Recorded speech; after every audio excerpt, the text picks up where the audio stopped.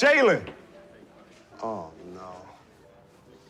Hey, Cole, how you doing? How retirement treating you? It's great, man. It's great. Just, a little writing, a little investing. Nice. So I don't know if you saw the thing on Twitter about your statue. I don't pay attention to that stuff. Yeah, I figured that. Me either. A drink, Mr. Bryant? Yeah, I'll have a vodka martini. How many olives would you like? 81.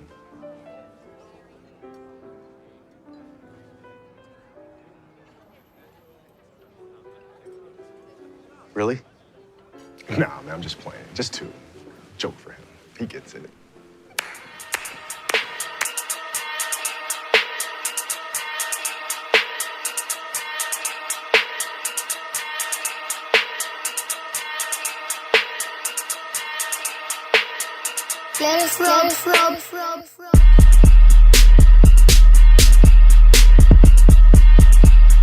As you all know, and I don't have to go into it, we lost, at least in my opinion. I'm saying my opinion.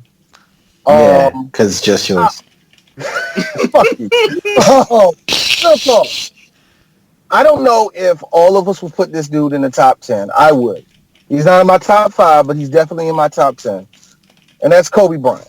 And we already know everything that happened. The whole sports world really, really took a punch to the fucking nuts.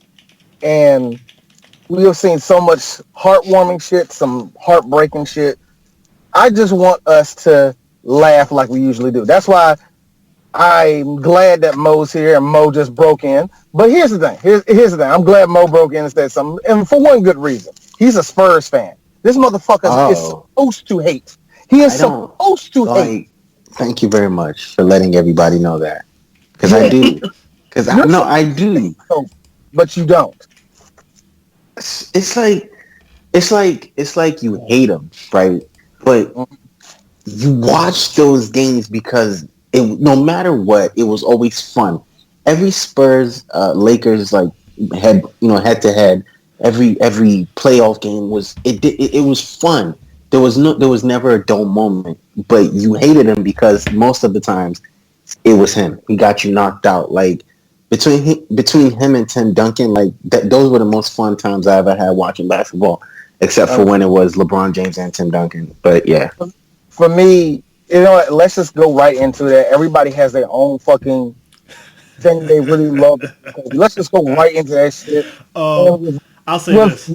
Go ahead, Chris, you go. All right, so my thing with Kobe is this. I always loved him. I liked him. Like when he came into the NBA, because he came to NBA with was it Steve Nash and Ray Lewis and who else? Ray Lewis. Ray Allen. Ray Lewis. Wow. Sorry, guys. Sorry. That's how fucked up this whole thing is. Hey, Chris, I was about to say, bro, Kobe, man. Kobe was a good running back, man. Ray Allen. And I remember seeing him just we talk about the fascination that the media had with LeBron, right? We forget that, Kobe, when he came to the NBA, he was, a big deal. The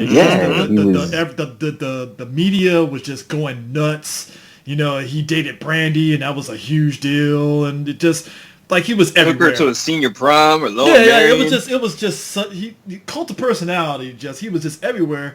And then you're kind of saying to yourself, okay, how good is this kid? And then you saw him playing. It's like, oh, he's really good. And and he came in off the I'm trying to be the GOAT. It's the energy he came in with. With the difference between him and LeBron, right? The media crowned LeBron and say, yo, he's the next thing coming. Kobe came in and gave them the talking point. He said, I'm trying to be the best that ever did it. I'm trying to be better. I'm trying to be better than the best. I'm trying to be the next thing. I think he came in off the attitude. But the best thing about him, though, that had me rolling, he was covering Jordan when Jordan was on the Wizards. Right. And no bullshit. He literally came to the sideline and was just bold as fuck and was like, oh, Jordan can't cover me. He's slow. Straight up. I mean, that's not prime Jordan, though. I know he ain't prime Jordan, but but still, the fact that he said that, and I was just rolling when somebody was I was just like, that's fair.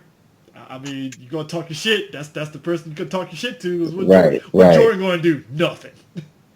Because if we're talking about the prime players he played, prime Melo, prime AI, Hey, Prime fuck that. LeBron. Prime LeBron. I was about to say prime LeBron, prime Tim Duncan, Right. prime KG. Shit, bruh. He beat the primed everybody, bruh. Let me make this very clear. And it's something I'm starting to come up with. I'm starting to piece together. I do not hate KG. I'm slowly starting. I actually hate him. Sorry, but go I'm ahead. slowly really Because you're starting to looking at hate the stats. trash That's talking why. ass. Look, this trash talking asshole didn't do shit until he went to the East, but we're not going there. Hey, I still like No, him we're better than not. Harden. But that's just me. We're not Um, going there. um, We're not going but there. I'll But say that being this. said, I'll say but this. you're right. He beat everybody. He played a lot of like Hall of Famers in their prime. You know what I mean? So yeah. The best thing too. Poor Kwame Brown. It's not enough. It's not enough. It's not enough that you get it from one legend that is Michael Jordan. You come You get to it the from West Coast and Kobe, Kobe is bruh. talking You know so what? much shit about you. Listen, I think Jordan is a level of cold that comes off like a boomer. You know, like an old black Yeah. nigga. You know what I mean? I can understand where that come from, and most of that shit, real talk. Fuck you, nigga. Yeah. Kobe's my age. That had to fucking demolish whatever confidence that Kobe Brown I ever mean, had. if you look at the picture where Kobe's Oh, giving come him on, that dude. look, You're giving Kwame Brown too much confidence. The fact that you're saying he had confidence, you're giving him too much credit. Actually, if you want, look, Kawhi had an ounce left. Had an ounce left after Kobe ran that nigga's name through the dirt. And then here comes Andrew Bynum just existing. Well, I ain't got no job no more. no. But what made it funny is that when old boy came to the Lakers, and I remember the interview where Kobe literally was just basically, it's like he didn't say Kwame's name, but you knew it was Kwame that he was talking about, right? And I forgot who joined on the Lakers.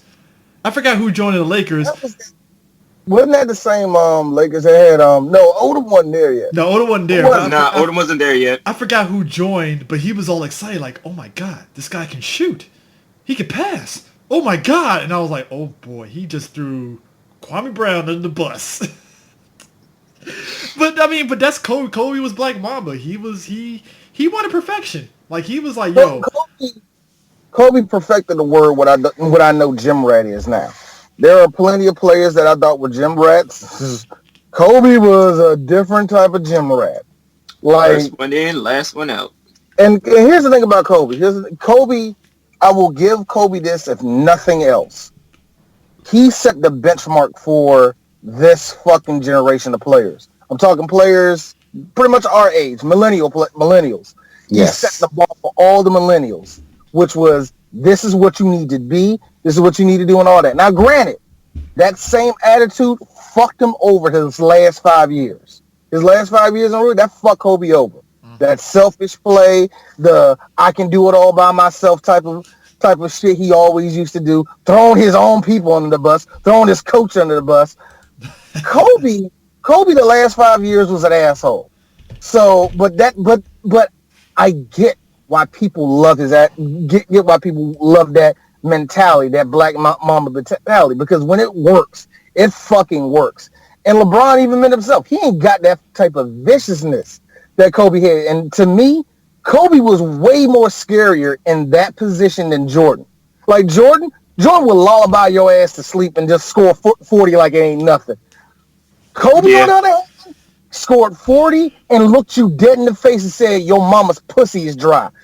He didn't care about your life. The 81 points. I'm sorry, that commercial and just everything was just... Whew. And I watched that live, too. I remember watching it like, is this nigga about to score 81 points? 81 Get the points. fuck out of here. I was like, bro. No, look. I know, and I mean this very clear. Let me make this very clear before I make this joke. Jalen Rose does not believe this, and I'm pretty sure Jalen Rose was hurt, crying when Kobe died, all that good shit. But I'm sure when he heard Kobe pass, man, fuck that nigga. How he died? Just for a second, he just flashback to 81, like, fuck that nigga. Ah, shit. You know Damn. Rose did that. No, and also somebody he beef with up until, sadly, I hope they mended. Somebody he beefed with for a long time, Ray Allen. I'm pretty sure Ray Allen saw the tweet like, man, that shit ain't real. And then when he saw it, man, fuck Kobe, man. Like, you know what I mean? Like, that had to get him. That had to get him. Because Ray and Kobe had one of the weirdest beefs to me. They just, like, I never really understood why they hated each other so much. I know it was, like, competitive between the two, but I just never understood, like, y'all got better shit to be mad about. Hey, you think Kobe ever squashed the beef with the nigga that two-piece though?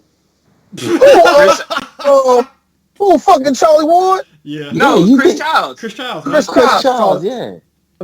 Chris Childs, yeah. Chris Childs, no, he didn't. Chris Childs is one of the most pettiest people in the world because Chris Childs, that's the only thing he ever done in his whole career. That was the highlight of his career was two years of Kobe on live TV. He was a decent dribbler. He was a decent dribbler and passer. That's where it stopped for him. And he punched Kobe in the mouth. I mean, stole him. I mean, kook. Oh, I still laugh to this day. I still laugh at that. I still laugh. But yeah, that's yeah. You think he's going to come out and say something? All right. Oh, I'm sorry about that. Real quick. Flip side of that, best thing in the world most gangster thing Kobe has ever done. Who was that yellow nigga I can't stand that couldn't play that really well? He thought he was king of Park. Matt Barnes? Tyrone Lue? Barnes. Oh, Matt Barnes. Yeah. Barnes flexing real flinch. Nigga. Faking throwing the ball at Kobe. And Kobe just stared him down in his face. Hey, what you gonna do?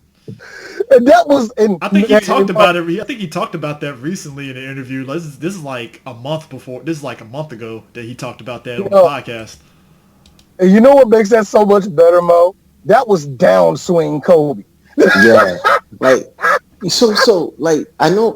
Like I feel like we should start in a funny way. We should kind of start with the Lakers' loyalty to Kobe.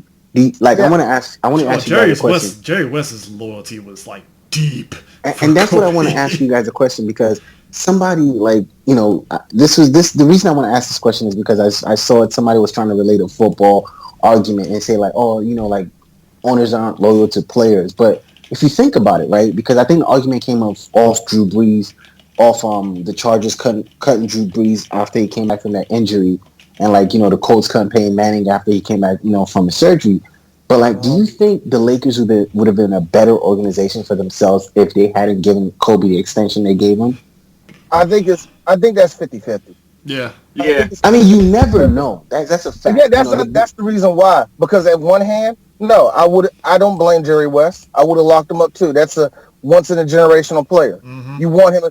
How rare is it that a player actually starts with a team and retires on the same team and never left? To that same degree, Mo, imagine if Dan Gilbert gave a shit about LeBron the way the Lakers gave a fuck about Kobe.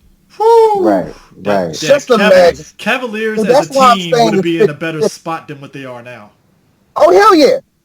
Hell, they probably would have had 2 championships by now. Who knows?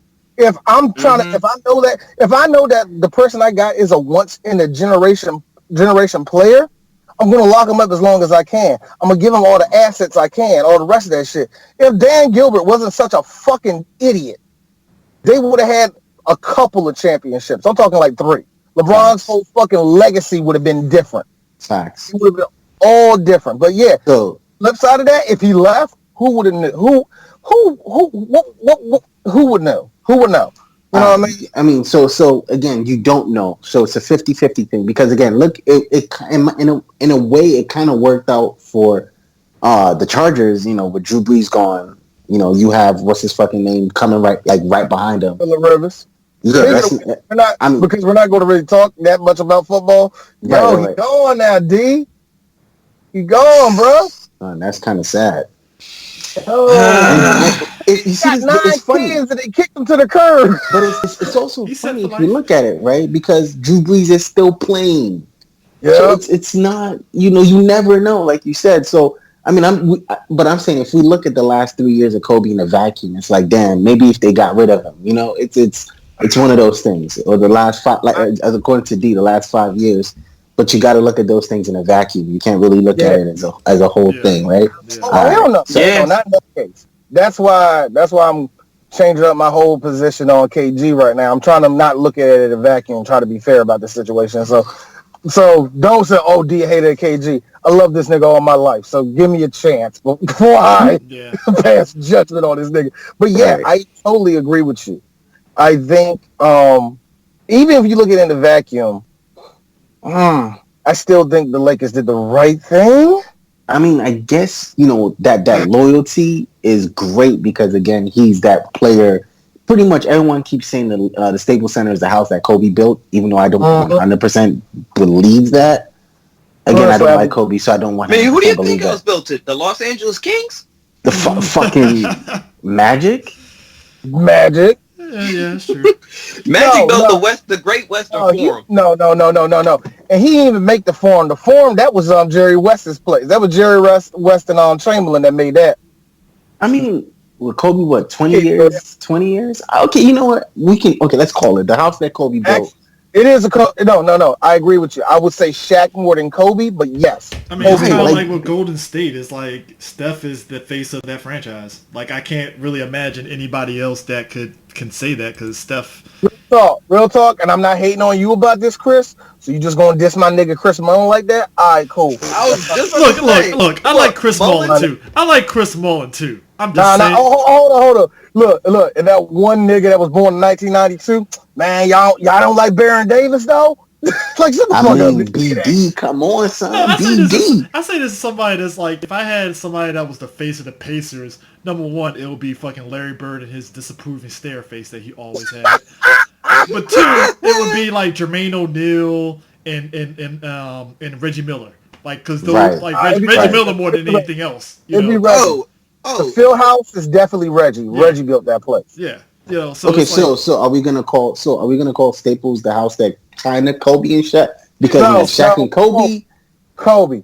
yeah. Okay, Kobe. so the house that Kobe No, built. So Kobe. yeah, so I get the Statistically, loyalty. it's Kobe. I mean, because Shaq came to LA because of Kobe. They wanted to So build up that yeah, you're team, right. So I 100% get the loyalty, and I'm like, oh man, this nigga built up our franchise. We did a lot for him. He did a lot for us, and so why not, right? Why not just give him the money, and even if he's not playing up to snuff, which I mean, the business side of it doesn't to me never made sense, but I get the loyalty side of it 100% is like is that. But then loyalty also hurts the fans because we're still paying money to come here for our team to be like garbage. All right. Gotta throw this out here. D, I have to ask you a question because you have closer ties to Kobe than all of us, don't you? yeah. Yes. Wait, he knew the Explain nigga? a couple of them. Explain a couple of them and give us some memory, all the good shit. Help us. So Kobe Bryant, is from like the Lower Merion, Ardmore area, which is in Delaware County. So he's a Delaware County local, Delco boy. So even though people say he's from Philly, he's not from Philly. He's a Delco boy, and that's one thing I'll always say. Anyone from Delco, when they become really successful and famous, Philly likes to claim them. Don't believe me? Look at Tina Fey. Tina Fey ain't from Philly. She's from Upper Darby. That's like a 15-minute drive for me. That's still Delaware County.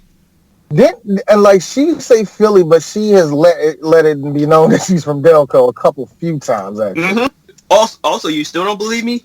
Look at Villanova. Yeah. Every time Villanova has won a championship at Every time they win it, Philly come out of nowhere. Yeah, that's right. Shut the fuck up. I'm like, y'all never claim Villanova any other goddamn time. What the hell? Oh, that's what I'm saying. As soon as someone from Delco is successful, then Philly wants to claim them as, oh, they Philly. No, we not. We Delco. You don't want us to claim you, so don't claim us. But anyway. Hey, D, real quick. And Chris, actually, most too, because you lived here, nigga. That is, I hate that. I relate to that because you know who do that? DC, Baltimore, and the state of Maryland.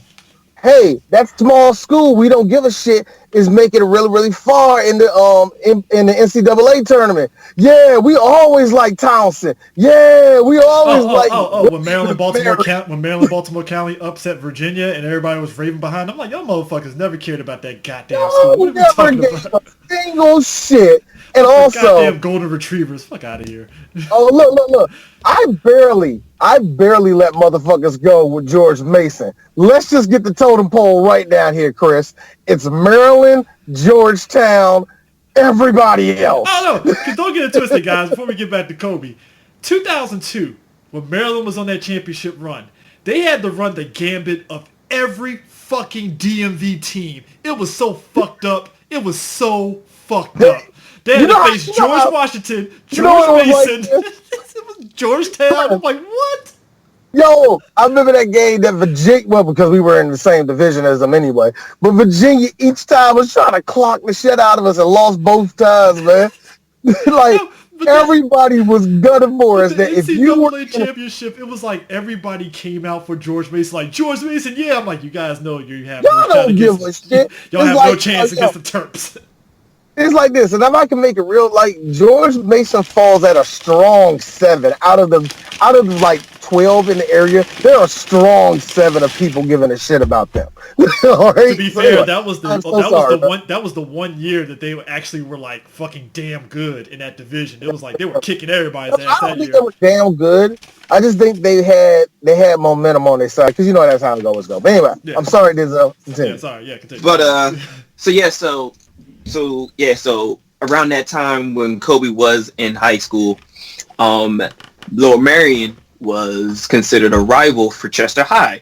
Chester High, the school that Rondé Hollis Jefferson is from, and Jameer Nelson.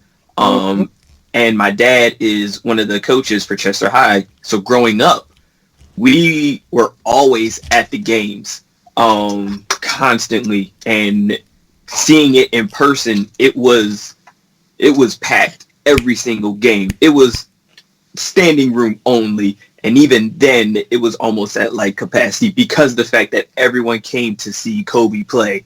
And if you guys remember, as I was showing clips and everything as much as I could about Chester and Kobe, the history that Kobe has, especially in Delco, there was an interview, I think it was like in the early 2000s, and someone asked Kobe who was the toughest person that he was matched up with.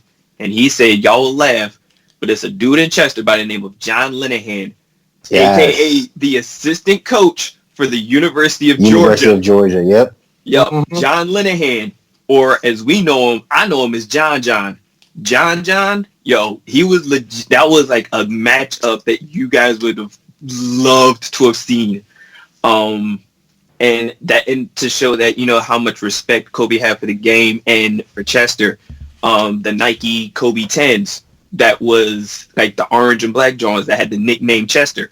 He named that sneaker after Chester because of the rivalry that was going on when he was in high school in like the mid 90s or so.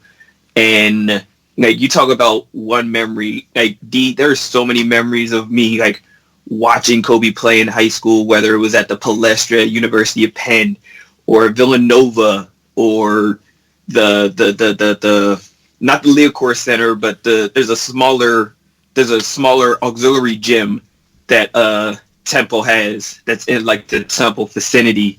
Just there's so many like high school, like seeing, again, this is me at like 7-8 years old while everyone is still talking about, you know, like him going to the prom with Brandy. I'm like, yo, I'm seeing this dude play, and even in high school in person, you could see the brilliance that Kobe had.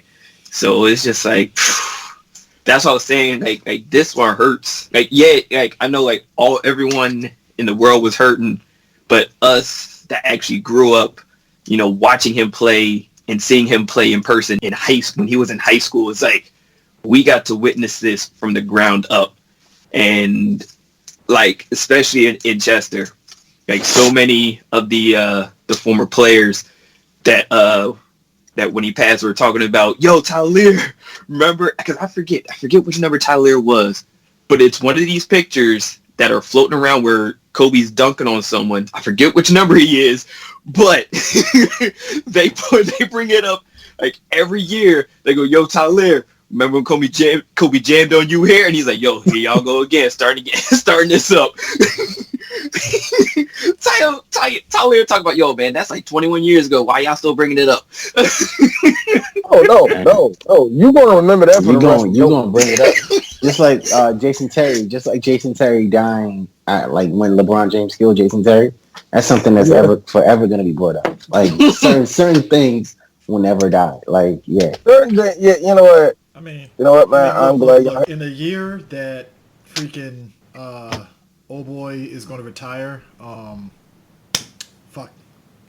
Vince Carter is going to retire. And stuff. VC. Oh man. Yeah, VC is going to retire and stuff. I mean, it's like Kobe's dying. Vince Carter, he's breaking records. He played 4 decades worth of fucking basketball. I mean, look, we all know that the top of Vince's career is when he ducked over that Lithuanian dude straight up. Mm-hmm. Like, French. I thought he was French. No, Lithuanian. Anyway. Yeah, but anyway, but Kobe, it's like, damn. It's wild because I brought this up before on one of our shows, Chris. I always like wanting to know what would be the longevity of these players because, I just go with the, what history tells me. As history goes on, man always excels in a different type of way, whether they just get faster or whether they just get smarter. So I'm trying to figure out who's going to be the benchmark for conditioning, who's going to be the benchmark for this. And I look at LeBron and I look at VC. And I'm trying to think, but like VC, not a lot of dudes can play that late in their career. And let me make this very clear, because if he was in the Big 3 league, Vince Carter would shit on everybody. Because, yeah. You know why? Because Vince Carter is a freak of nature for one reason. He is still able to play at the pace of the NBA speed. And I think he's taking care of himself the later he's gotten into his career, and that's what LeBron is doing. If you watch the same thing. You remember at some point, I think in Miami, LeBron was huge. He was a lot bigger in Miami. Yes, he was. He's starting to drop a lot of weight. He's starting to be smarter with the way he works out. He's different. Like that's why everybody had concern about Zion. I mean, I know Zion's a freak of nature too, but it's like I mean, by the time Zion will definitely drop weight. Like by the time he goes 4 or 5 years in the game, he's gonna start looking at conditioning different. But Zion is huge, man. And when you're young, you think your body's gonna last. And I think, we're in the age where training is different, conditioning is different, the doctors are different. The nutritionists are different. I think it's easier for NBA players versus NFL players because, NBA, like I said, if you can be... I think with NBA, you're going to see a lot of people probably, like, dipping out in their 40s. But you also... 30s. But, like kind of what you just said. A lot of people are scoffing at load management, but there's something to it. There is something to it. Same thing goes, but now because I see it the same way as fuck load management, my nigga. LeBron James. No, seriously, I hate that shit because LeBron James. Hold on. I'm not referring to this in LeBron or any Kawhi Leonard bitch ass. Look, I mean this. I agree with you with Kawhi though. Look. I don't know what goes into because like here's the one thing my dad let me know, just really clued me in on earlier. He said, here's the thing, D. The NBA is a lot more fast than a lot of people think it is. Because what kills people is the speed of the game. That always kills people. Nobody knows how fast it is, how fast moving it is, and what really goes into it. Even if there is something to load management, I see it the same way as you protect the pitcher. Like, dude, you got like only 60 pitches in your arm and you're sitting the fuck down. Right. I see the same way. What's funny about the speed of the game you just mentioned? You know what clued people into how fast the game was we saw the speed of the game, right? Everyone's regular speed. And then we watched Steve Nash in the Phoenix Suns. And then we saw that. And again, people were telling you, oh no, people are playing fast, but they're just playing faster. So yes, the speed of the game has never really been able to be measured. It's just certain teams get to just explode and play a lot faster. It's because of the Phoenix Suns' speed that David Stoudemire was always fucking injured. Right. Here's the thing that's kind of funny about that, by the way. The Suns and the Suns, and call me a homer on this, but fuck you. the Wizards of the 2000s set a new bar in speed and scoring. Shit. Oh yeah. And They Kobe did. played prime those niggas. And, Like, and look, damn. and that's what I'm saying. And that's another thing that popped up. Yeah, the Wizards as a team show you how to just drain it on people, just suffocate them. They started that trend. Then you had the Suns, which was just pass, pass, pass, pass, pass, pass, pass, pass. And don't forget about our freaks of nature. You know, Kobe, Dwayne Wade. You know, and like And don't also, forget about those things, man. and also missing in all that is good old Oh, Popovich. Tracy fucking McGrady. Come Oh on, yeah. Tracy was killing niggas. Early Carmelo was killing people, man. So everything just got a lot faster, and these niggas could score from anywhere because Michael Redd and Gilbert Arenas was like, all right, bet I can throw it farther. Then out of nowhere, Baron Davis is throwing it far. It got fucking insane, and everybody looks at the game now, and we go like, man, Oh my God. how get this? Yeah, it How got do you to think this. it got there? Yo, Exactly. the Warriors, yeah, they will go down as the best team of all time because do you see the fucking gunners they have? Yep. The NBA has become a different thing. The speed is so much I different. mean, like And for somebody said, motherfucking, and like I said, for motherfucking VC to still be here, guys, wow. Mm-hmm. How are you surviving? You supposed to be in the old head league, man. Go to Big Three. dude, Vince Carter And no literally just saying bullshit. fuck the big three, Vince but he will might end up going to fucking big on three. everybody. He No, needs I to go. think I'll take a bet on it. I think he's done after after the NBA. I think he'll be done, or maybe I at think least for like a couple of years. But like, I mean, come on now, you gotta be tired after this, bro. This is Like, you why gotta this be is why I want tired. this is why I want him in the dunk contest for this All-Star game. At least Just one 'cause- last I hope he time. doesn't. I hope he doesn't embarrass himself. Because you remember he tried to dunk. He went up that one time, tried to dunk it, and just said, "Nah, I don't just bet lay on it up." himself like I'm good. I'm just gonna lay this shit up. That's one of those stories because now I'm getting old too. We're all getting old, guys. So we get to hear this. Man, you know when you be running and you jump, you're like, nah, my knee can't take that shit. Yeah. Nah, my Like, knee talk about bro, you ain't you ain't Like, got it this like time. niggas used to be jumping down stairwells and shit, skipping like 4-5 steps. Now you take every fucking step down the stairs, man. Fuck that shit. the shit that killed me is that Kobe played like that all the fucking time. Oh, he did, and And that's how that's we got hurt. but you know what I loved about Kobe? I think what all of us really loved about Kobe came off just like a video game character, didn't he? Mm-hmm. What didn't he just have this thing where he just Unguardable. dunking on everybody? Yeah. I'm just gonna hang at the 3-pointer. All right, I got a good question. We always ask this question.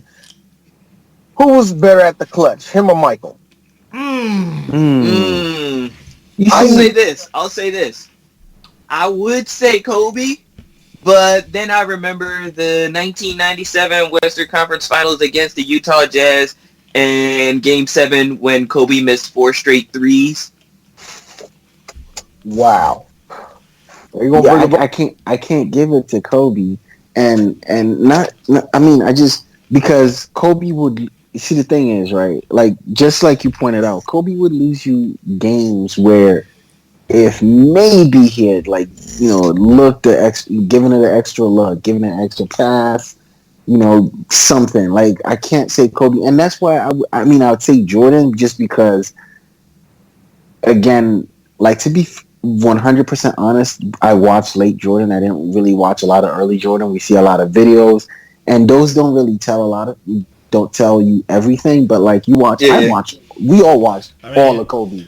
I mean, to be honest, it's up the best time of Kobe was when he was clowning people, like, i.e. when Jason Kidd thought that he could actually cover Kobe Bryant when he was in Phoenix, and I'm like, yo, Kobe Bryant looked at him like, bitch, you thought.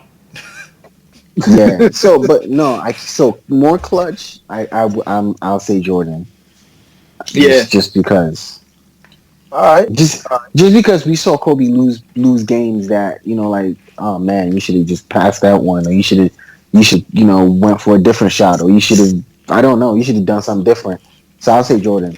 I mean, if you ask between LeBron and Kobe, I would Yes, you know what my answer is. I mean, and it's not honestly.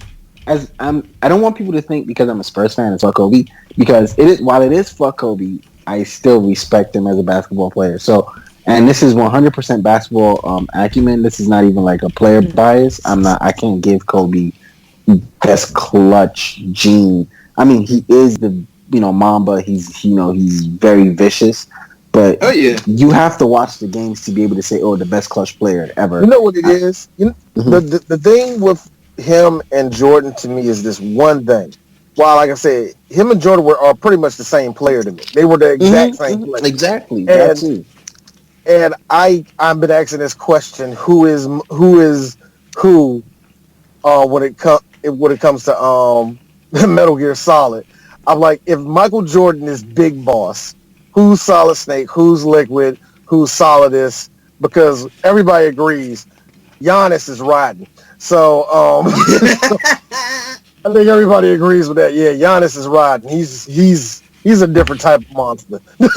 So I'm thinking, but he's the perfect clone of Jordan to me.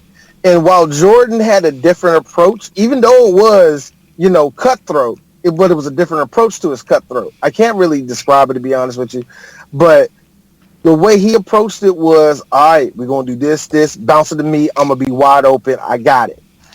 Kobe is like, hey, Mike, come here. What's your rating in this game? 99? Just like me. So why you just dunk on everybody? I mean, we got to run the play. Why? Just run it. Just dunk. Like, what do you, like, nah, man, we got to run the play like this. No, nigga, just run it in there. They ain't going to stop you. You're a 99. You're not going to miss a shot. Give me the ball. That's Black Mamba. It's a whole different approach to the game.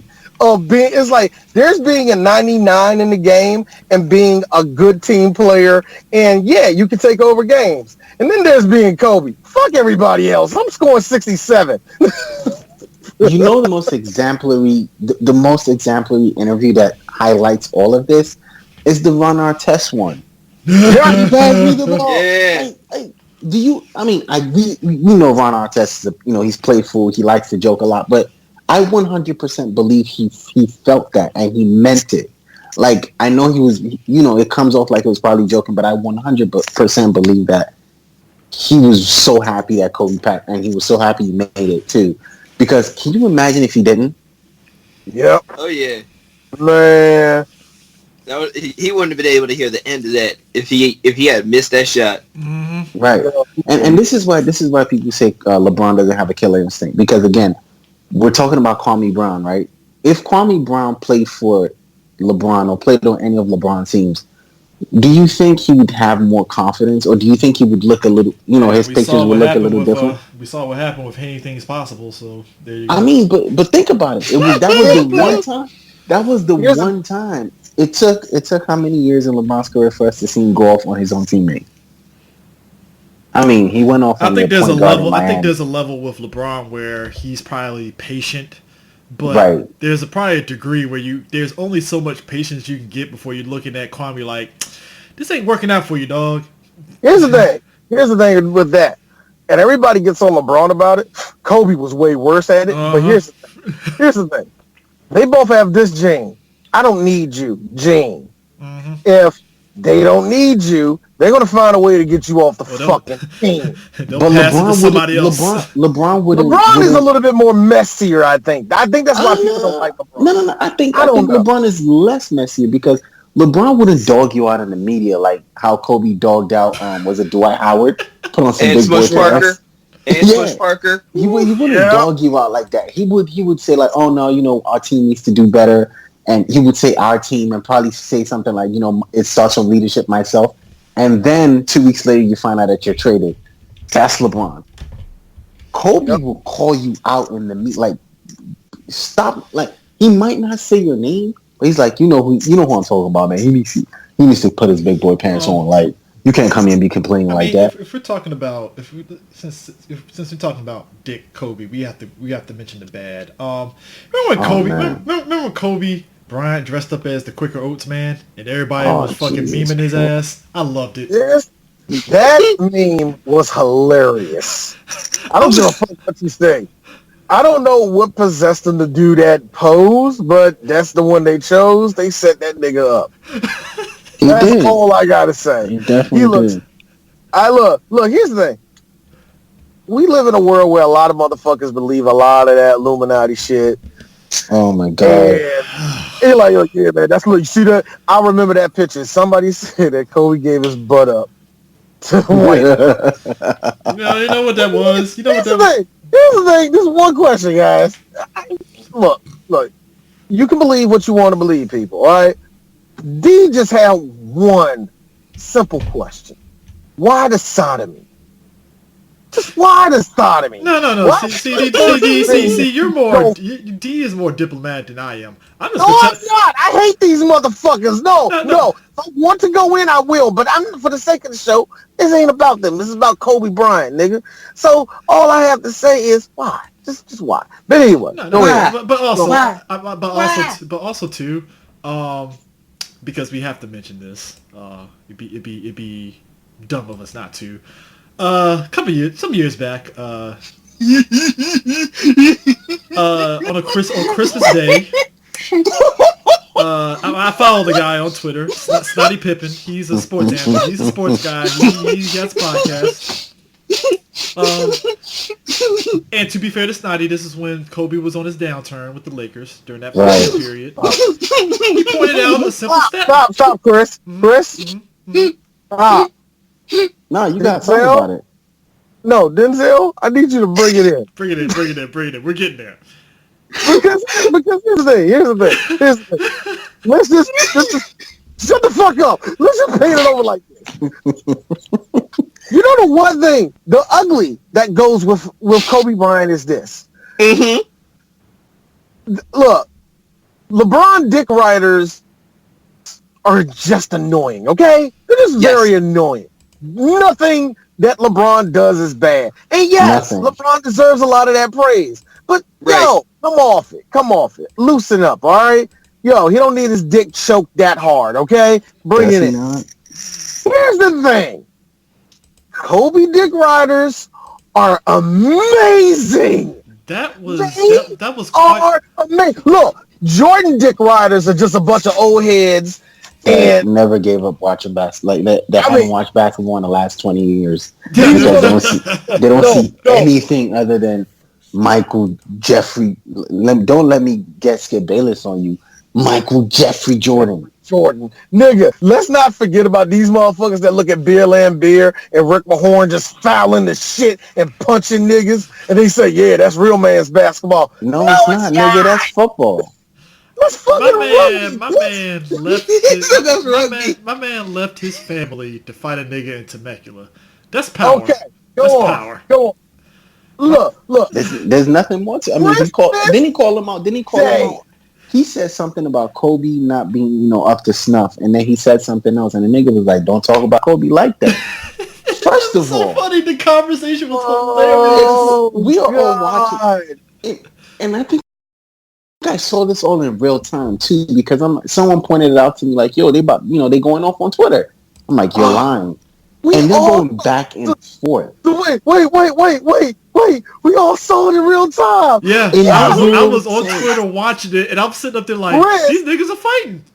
Chris, I don't know how this was, but Chris bounced a message to me, D, something about meet me in Temecula. What the fuck are you talking about, Chris? I go to the link.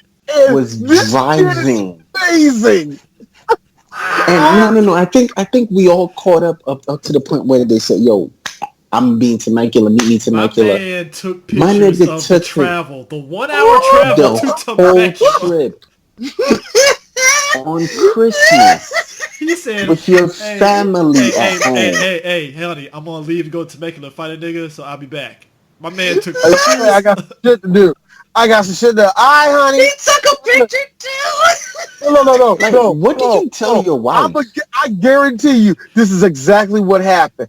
Yo, babe, I'm about to step out real quick and get something. Huh? Like, oh, you about to get some weed? Yeah, I'm about to get some weed. All right, holler at me, nigga. Like, yeah. And like 14 minutes later, she's on Twitter. Like, yeah, I'm gonna look at this The fuck is this nigga? What? He took pictures of the highway He was in traffic on the way to Temecula, the whole step. And then he got there to a Picture sign. up in front of the sign of Temecula, and Snotty responded like, "Hey, dog, I'm not even on the West Coast. I don't know why you did that." Like, I have a question. I have a question. And I say this about every nigga that gets in a fight about, I don't know. No. It gets better. There's a I fucking know, song. I know, but this is what I just got a question. I just got a question for anybody that fights over what a rapper says, what an athlete does, what a politician may have said and not have said. I get these things. You know what I'm saying? I understand that. But in instances like this, I have to ask the question, like I always ask, does that motherfucker know you? Exactly. I mean, there have been Twitter fights that have happened post Twitter. Like, come off Twitter and people fight over words. And no. It's like that. What? No. I'm saying there have been a couple tweets that started with tweets and became real ass fights. Those have happened. I know. But still, like. But that is some. But still, that is some next level niggery. Just block the. Just like that's a nigga moment. Like that goes from like.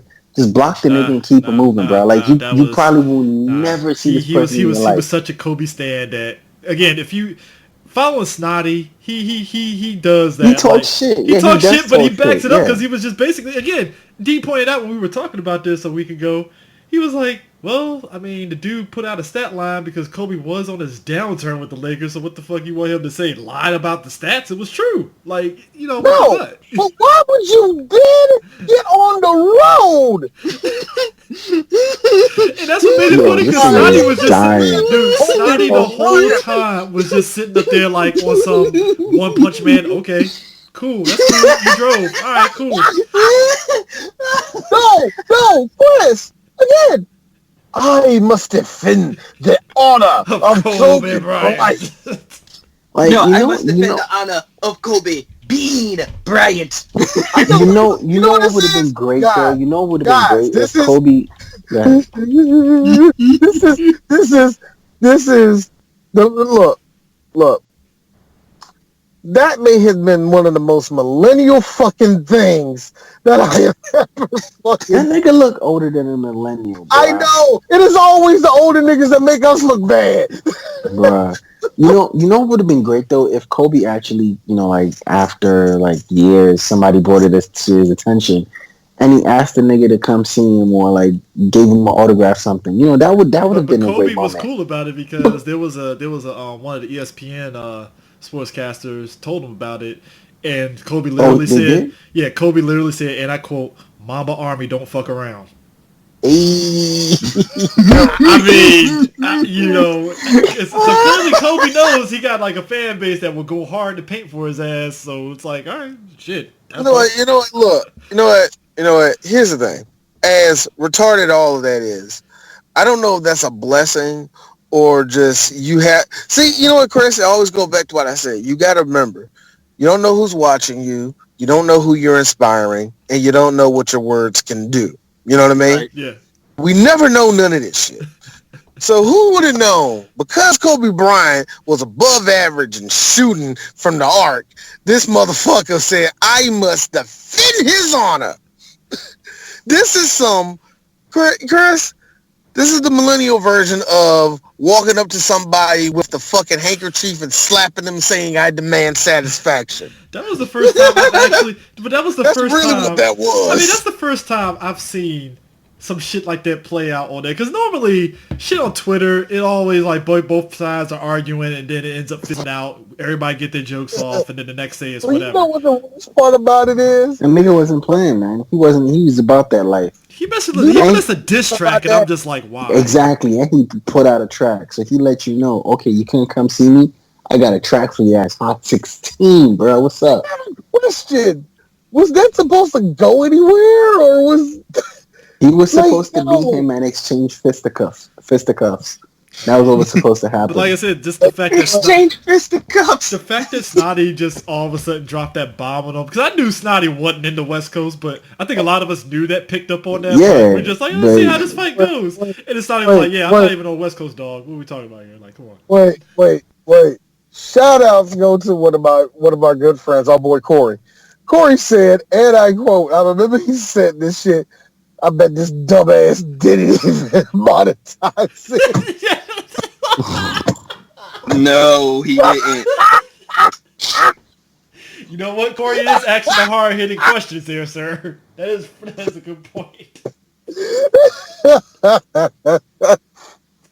Oh my God. That is the one. Look, like I said, you don't know. You'll never know. Look, man, hey, man, that Arby's, look, I have nothing. You know what? This might be why Kobe's the GOAT, because do we know anyone that has ever tried to fight for Jordan? Yeah. You want to know who? No, real talk. You want to know who? Who? Niggas in prison. Exactly. Well, no. I'm talking about nationally televised. Nationally televised. We about to fight. People do not fight over LeBron and Jordan. They'll fight over some Jordan shoes, but not Jordan himself. Not Jordan himself. Yeah, the niggas was stabbing niggas for Jordans, not stabbing niggas for Jordan. Yeah. There's plenty of niggas for fucking Chicago that went to jail for 5 years for shaking a nigga. But nobody, you never hear anybody sit there and say, "What you say about LeBron? I'll kill you." And it's like, all right, dog, shit. Exactly. So the debate is... Hey, look, that's just the generation under us, man. That's the debate is fucking settled. Kobe's the GOAT. You got a savage fan base right there, bro. That's it. Look, Kobe meant so much to everybody, and that's amazing. I can give it that. You know who had the best reaction? You know who had the best reaction? Charles Barkley. At times I like when Charles Barkley is very blunt. Sometimes he does make sense. Yeah, but see, here's Charles Barkley. A handful of times he does make sense. He was saying that he had a lot of radio play stations and stuff because he was watching the movie and he came out the theater and his phone blew up after Kobe died because he didn't hear about it. And he was like, yeah, I didn't go to any radio station saying anything because, truth be told, I never knew Kobe like that. I'm fortunate to be part of the TNT family and we were able to talk to Kobe, but I never had a relationship with Kobe on that level. And you forget there are certain players like Charles Barkley, they just never had that relationship with Kobe compared to other people and stuff. You forget that because you're thinking right. Everybody's the family, everybody knows him. It's like, no, I never knew Kobe like that. I talked to him, had a small conversation, but I never knew him like that. I'm sad that he lost, but there's nothing for me to really say because I don't have a Kobe story. I think more so it's younger players, a lot of young, players under Kobe, younger and under, a lot of older players probably were done or finishing their careers by the time Kobe, so a Charles Barkley who was going down at that time, what I need to talk to this new hot young guy for, I can see that, but he was telling the truth. It's I talked to him, and it's the truth, it's the truth. So what would piss me off is people trying the game. We're waiting for his comments on Kobe. Everybody, it's I'm playing, but everybody know that nigga be lying. So let's be real. But no, what would piss me off is people who didn't really know him, having just because you want to say something, you want to be out there and heard. You're gonna make up a story, and that's what is gonna get me out, piss me off and get me out of the paint. But no, I do kind of like the reaction from the league. What I didn't like was the day of people saying cancel games because I don't understand what canceling games would have. A lot of games were starting, or a lot of people had done pre-game warm-ups before, and fans were already filling up the arenas. And what are you gonna do? Certain things are out of your hands.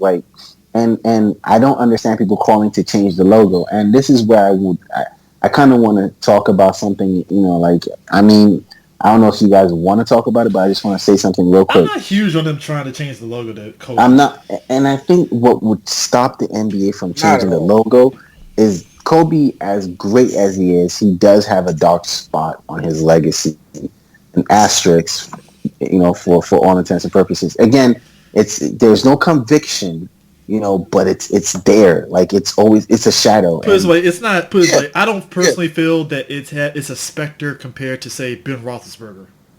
No. Ben Roethlisberger is a stain. He's a Kobe fucking. is That nigga got away with it. Kobe is a No, situation of, but you know what it is? It's because he owned up to it and But everything again, surrounded it and stuff. That's right. why it's like it happened, but it's not like a stain per se. But you know? no, but it's Right, there. right. I'm not saying it's a stain. I'm saying it's there. Yeah. It's not going away. Like again, I feel like it's something we probably need to just touch on. I don't really want to talk about it too much. But to be honest with you, assholes bring it up without Yes, recognizing 100%. without recognizing the history Yeah, of what happened there's so much nuance to that. There's so many things. There's so many moving parts. Like even the apology or the owning up that he had to do that because it was part of those stipulations for dropping the case. Yeah. He had to do that. So even if and again, the girl's best friend came out and said she was, she had a plan to trap a player and get like, there's so many things. And so I don't want to be the one. I don't believe anybody, but I'm just going to say,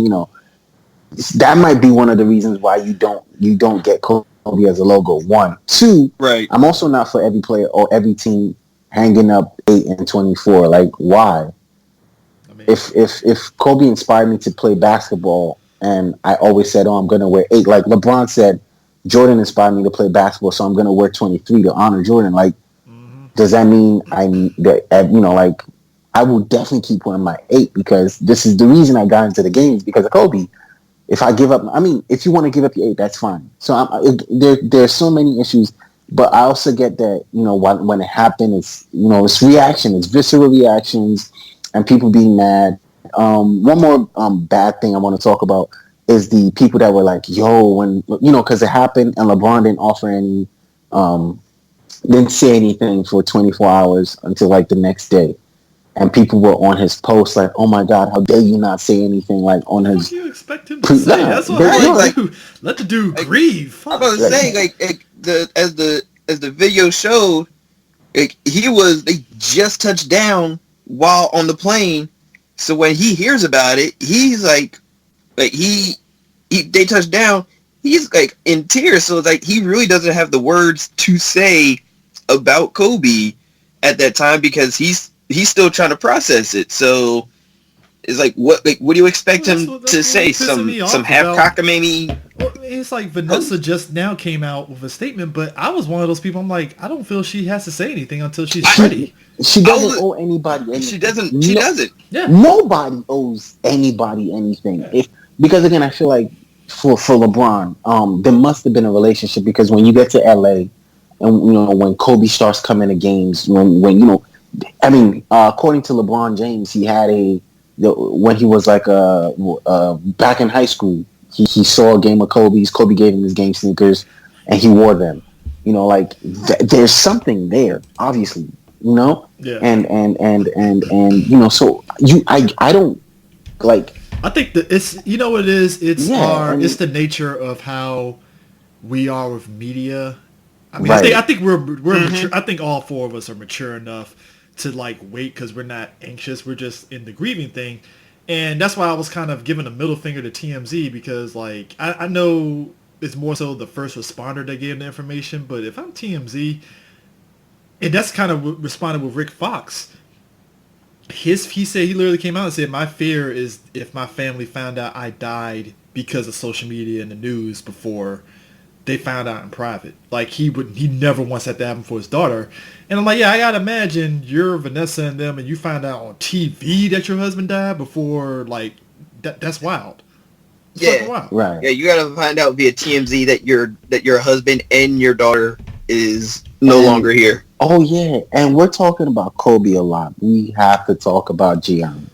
Like that was the one that really that was the one that she was actually pretty like people forget. So Kobe. So here's the thing about Kobe. Kobe was actually apparently intricate in the WNBA getting their new CBA. Yes, he was. And I didn't know that until somebody brought it up. He was like, "Oh yeah, Kobe was actually helping out the WNBA on the side." I mean, that makes sense to a degree.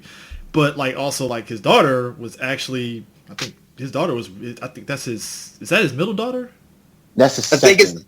Yeah, I think it's like the middle daughter. I think it is like the middle daughter. Yeah, his middle daughter was Because the he one. got 3 or 4, right? He Well, got four, three. Four. count the newborn. So yeah. So, Right. So yeah, that is technically the middle. Yeah. yeah, but Her. she picked up on the game, and like I remember that Instagram picture of them being in fourth place, and he went straight Mamba like, yeah, these Bruh. fourth place winners, you know. But like it was cool because like 2 years later, he's like, oh yeah, they won the championship.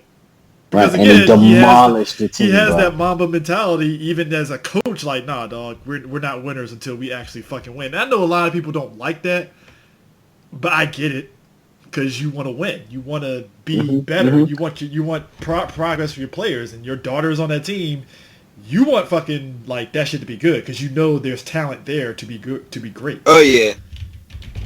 So yeah, it's that whole thing was just wild. That Man. yeah, that's the one that got me, and she was, and they had a special relationship. You never saw him without her, and Oh, yeah. he was She's on the sitting with her. sideline, man. Yeah, like that one meme, that one video that became like a meme like weeks before all of this happened, where he's explaining the game to her, and like niggas was memeing that shit. Me explaining to my girl, like that's such a beautiful dad moment, and it's like.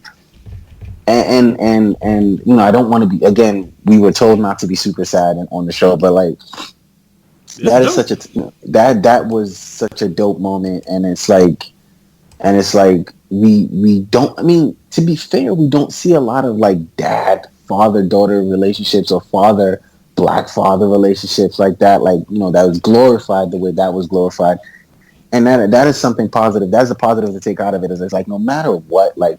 He loved her. He was about her. He was about her and the team. He was there for her forever. Like, I mean, I think at one point there's a Jimmy. Is it Jimmy Fallon or is it It's Jimmy Kimmel. It's Jimmy Kimmel. Yeah, Yep. yeah. There's 2 Jimmys. My bad. Yeah, the Jimmy Kimmel clip that he's like yo. He's like every time he goes out, oh, you guys gotta have a son who's gonna. And while Kobe, he said, I'm pretty sure he was gonna answer the question, but she spoke up herself, and he was like, yeah, you better let him know. Like, that's some shit right there. Like, so, he was behind her. He was supporting her. And that's some shit you want to see. But honestly, man, it's kind of sad. Like, I'm not going to lie. Like, when he retired, that was kind of sad. But, like, you knew he was... And then, he starts coaching his daughter. And you just knew he was going to start something really great. Like, you just knew. We just got a glimpse of it when he won that Oscar for the exactly. basketball. Like, you just know something about... Like, this is how, again, I've kind of said, oh, debate is over, but this is how you know somebody's really great. They're great at one thing, right? Basketball. And sometimes some people are only great at what they're great at. But this is how you know, like, Kobe is just multi-talented and multifaceted. He picked up languages. He got the Oscar. He's a humanitarian. Like, he's just all around, like, so for whatever, like, outside of basketball, Kobe was really great.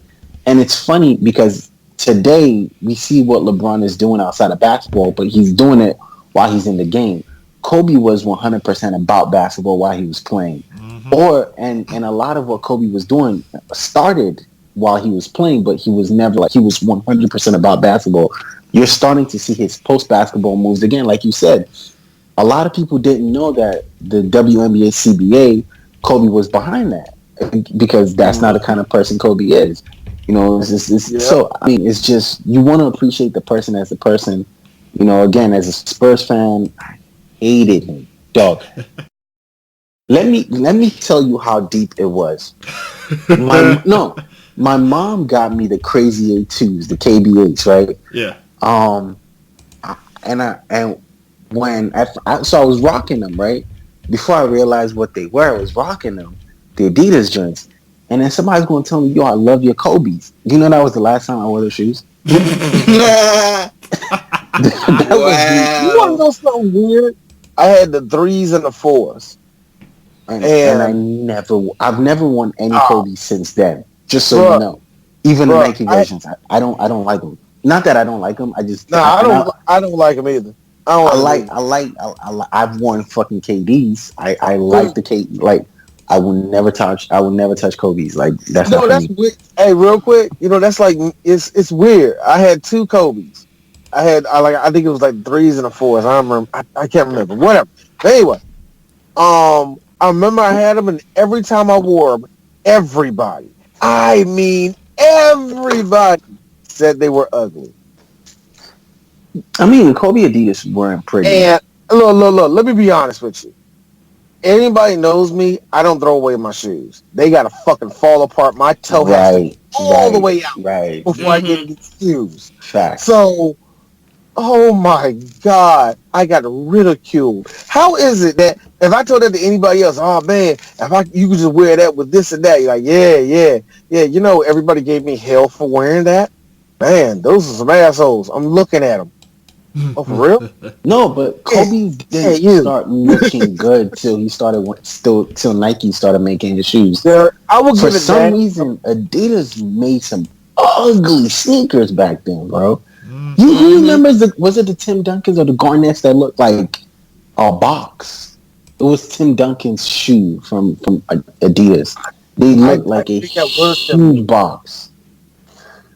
But, The first pair of Kobe's from Adidas were ugly. Like, Mhm. bruh, like let's be real. Adidas look, basketball shoes weren't pretty back then. look. Adidas only works in works in two ways. Soccer, Walking shoe, walking and soccer. That's their like best. That's walking and soccer, just like matter of Puma. fact, yeah. Pumas are the same way. The only Adidas I ever wore was or I ever wanted to collect was even Beckham soccer shoes. Apart from that, fuck them, like they were Yeah. ugly. But Jordans, Yo, I mean, we got Jordans every day. Like I wear Jordans, I wear LeBrons, I even wear KDs. But no, like I didn't like Kobe as a basketball player. But I mean, I didn't care too much for him outside of basketball because I didn't like him. But like after basketball for Kobe, I was like, yo, he's a stand-up kind of guy. He's pretty cool. I would say stuff like here's the that. thing. But So Mo, I disagree with you, and I didn't want to explain it on Facebook. I disagree with you only for one reason. When it comes to who would win, Kobe or Jesus, I disagree with you. For one reason. For only one reason. To me, and I really mean this, and I'm not even joking, Jesus plays with the combined powers of the San Father, Son, and the Antonio. Holy Ghost. No.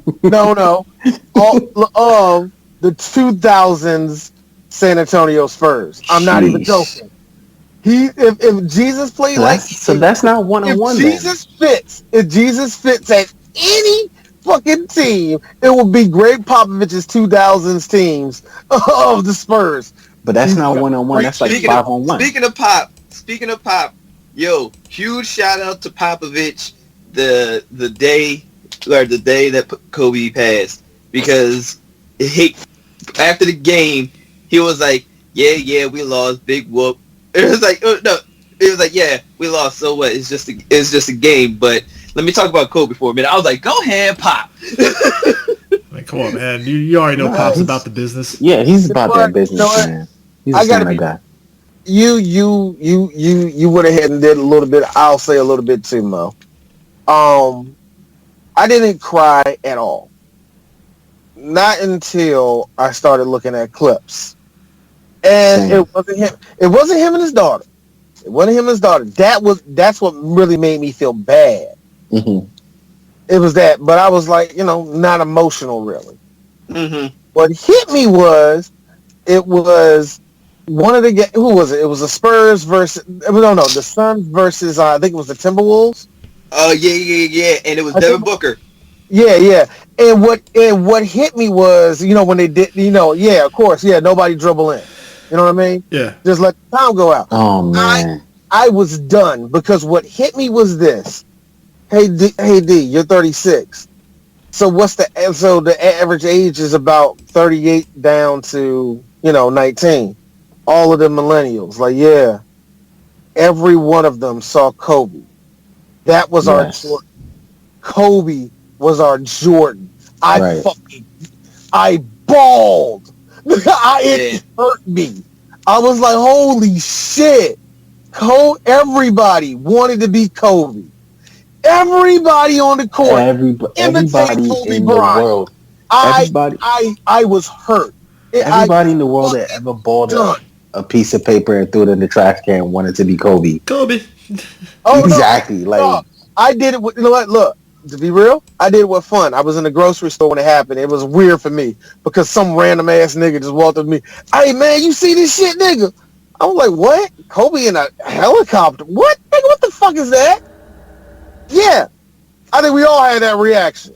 And actually, it's funny because I didn't have that reaction until because I was at work and a coworker of mine came up to me and was like, "Yo, a customer just told me that Kobe died in a helicopter crash," and I was like, "Dude, it's one of those hoax rumors that people are spewing, especially since LeBron passed Kobe to be number 3 in the all-time scoring list. So now they're gonna come out with the rumor that Kobe died in a helicopter crash because there's always a rumor or hoax that some big name celebrity has died in a plane or helicopter crash. So let's just be real. That's pretty fucking dramatic.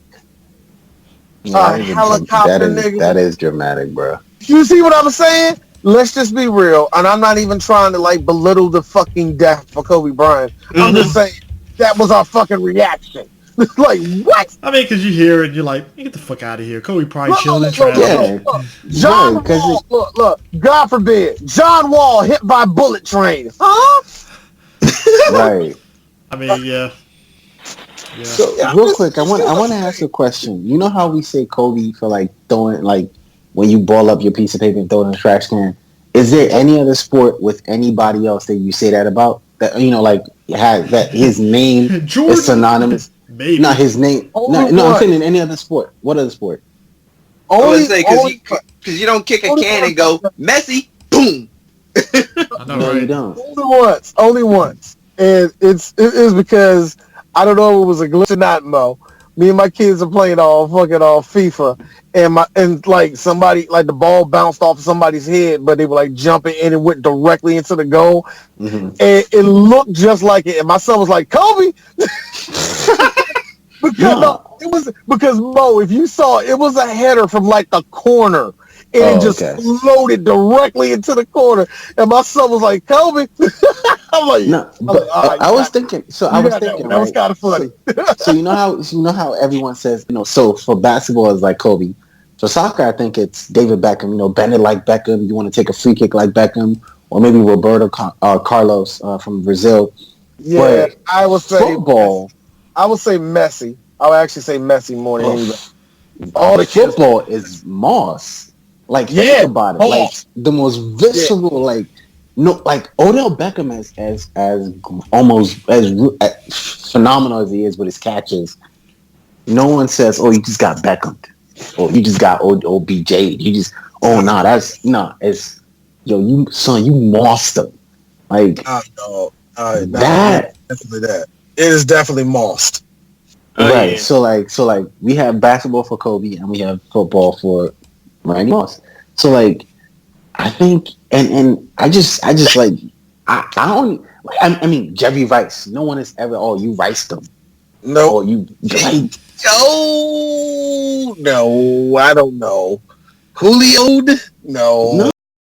No. It's So I just think when you're such a great player at what you do that anything anyone does in your sport, they say, "Oh, damn, Kobe!" Your name is synonymous with taking outrageous shots. That says something about the way you played or your person, So I think again, I was saying, as a Spurs fan, I hated him as a basketball player, but let's be real.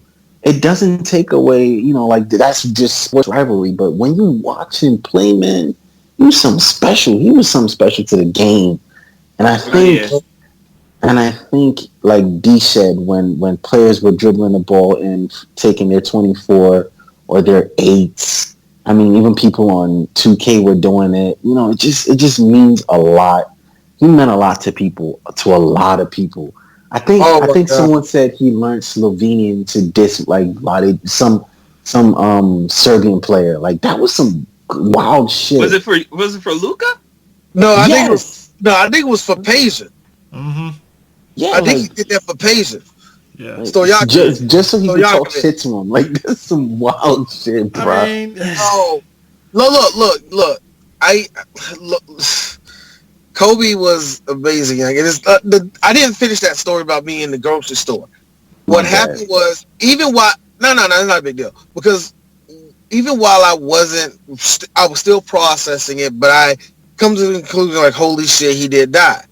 And my sons just start asking me questions, and god damn it, I gotta go through all this shit. And it wasn't sad, because my sons are like, what? They're like, that's, Dad, where's the plot of this story going? That's how my son looked at me. like, what's the rest of this fantasy you're telling me? Whatever. But we was in a frozen food section, and I do what I always do best. I kicked the cart way down the fucking lane, and we just start chucking it. Kobe, and we're now. Here's the funny thing. Here's the thing. I do it right now. I'm with all three of my sons. Mm-hmm. My oldest is beside me, and my middle child is walking toward me. Because Dwayne D, that's me, because I'm an excellent father, my fucking toddler, my 1-year-old, is right by the fucking cart. He is standing right beside the fucking cart. Oh boy. I look at the sky. This is a fucking true story. I look into the sky, and I really did say, I'll miss you, Kobe. Kobe, shoot it. I beat my son dead in the face with a bag of peas. Father of the year, bro. Father of the year. I mean, at least it was a bag of peas, so he could pick it up and put it on his head. Yeah. Oh, like a motherfucker. No, hold on. Best part. My middle child, Dad! My oldest. You gonna have some white lady call the cops on you, dog. Oh, CPS and shit. No, hold on. Best part. The giant dude behind me. No. Probably dying. The lady further down was laughing, and she was like, Lord, he done hit the baby. Oh, she was a black auntie too. So that was funny. So I gotta say this, since I think we've hit the gamut on Kobe real quick and stuff. Yeah. Oh my God, it's a Super Bowl. Yeah. So real quick, we're gonna go quick on the Super Bowl because I really don't want to linger on the Super Bowl at this point. Yeah. Basically, for me, I'm Team Andy Reid. Get your Super Bowl win, sir. You deserve it. No, for real, I think Andy deserves this. Like, it's his. First of all, Andy deserves this, and Casey deserves this. What's the 50 years for Casey? Yeah. Damn, bruh. If Casey pulls, first of all, I don't know who's going to win the Super Bowl. This is a difficult one for me to call because if San Fran's defense falters, they're fucked. But that's the thing. They can score too. They can score too, but I don't. Hey, look, I trust Mahomes over Garoppolo. Oh, what? Porn star Jimmy? You tweaking. I'm sorry. You can't say that nickname. You can't say that nickname without warning me, nigga. My bad. Porn star Jimmy G? Porn star Jimmy I mean, G, he's had what, 2 weeks to rest? Come on, son. I think I mean, the thing is, they both have excellent tight ends. I wouldn't say number 1 and number 2 right now, but they both. I'm sorry. Fuck off. Look, all I'm saying is, all I'm saying is, the only reason why is I'm happy for Andy Reid, and I'm laughing more so that the media was so focused on what he ate when he got to Miami. I'm like, God damn, man, I know he's fat, but Jesus Christ, hey, fat ass, whichever. Because one thing we're joking about the fact that his playbook is basically the menu to Waffle House and shit. It's one thing to joke about that, right? But it's like, come on, dog. It's like, what you eat in Miami? What you eat in Miami? It's like, ribs, I guess. I don't. No. Here's Andy Reid. It was a vegan plate. Look, are we going to talk about football? Like, really? Why do you give a shit about what I ate? You want to know what do you want to know what I slept? Who I slept with last night? And who I slept with? My playbook, because I'm about the Super Bowl. Next question. Somebody's waiting for him to say prostitute or some shit. It's like, oh. Real quick, so Andy Reid, this is his second Super Bowl stint, right? First was obviously with the Eagles. Hey, I'm not even trying to be petty, but did you guys hear about T.O. and Donovan McNabb? Bro, first off, Donovan McNabb got the fucking gall to look. We know T.O. had issues. We know T.O. We know T.O. We know T.O. has issues, and T.O. even admitted himself, like, yeah, I was an asshole, right? I like how Donovan McNabb just throws his ass under the fucking bus as though it's all brand new information. And I'm like, dog, like, T.O. admitted he fucked up. What do you, like, why are you doing this? Like, come on. All right, it's like just imagine. Just imagine that you just chilling, and Donovan just peeks his head out the motherfucking bushes. Hey yo, I got some fucking information. But that's the thing, yo. And it's like Donovan. Two things. Number one, your shape up. Where did it go? Number two, this is the same barber that hooked up Wayne Brady and Walter Jones. I'm just saying. And second of all, and this is the best question. While you're giving me the information, do you also want to tell me about the beef between 50 Cent and fucking Young Buck? Since we're bringing up shit that happened in the mid 2000s, do you really want to bring more shit in? Is that what you want to do? Tio has been minding his business though, like really minding his business. Like lately, you would.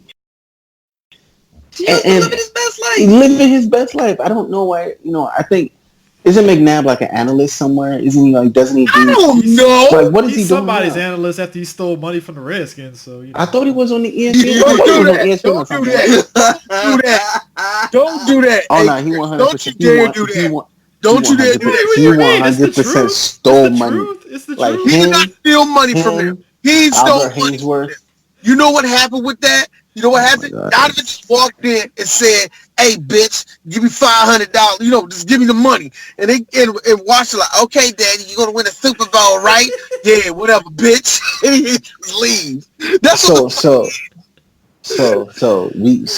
we're team.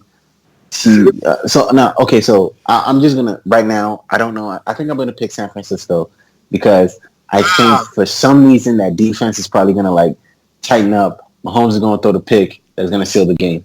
That's where I'm going. I'm petty because for some reason there's a sick part of me in the back of my head that wants to see Richard Sherman lose.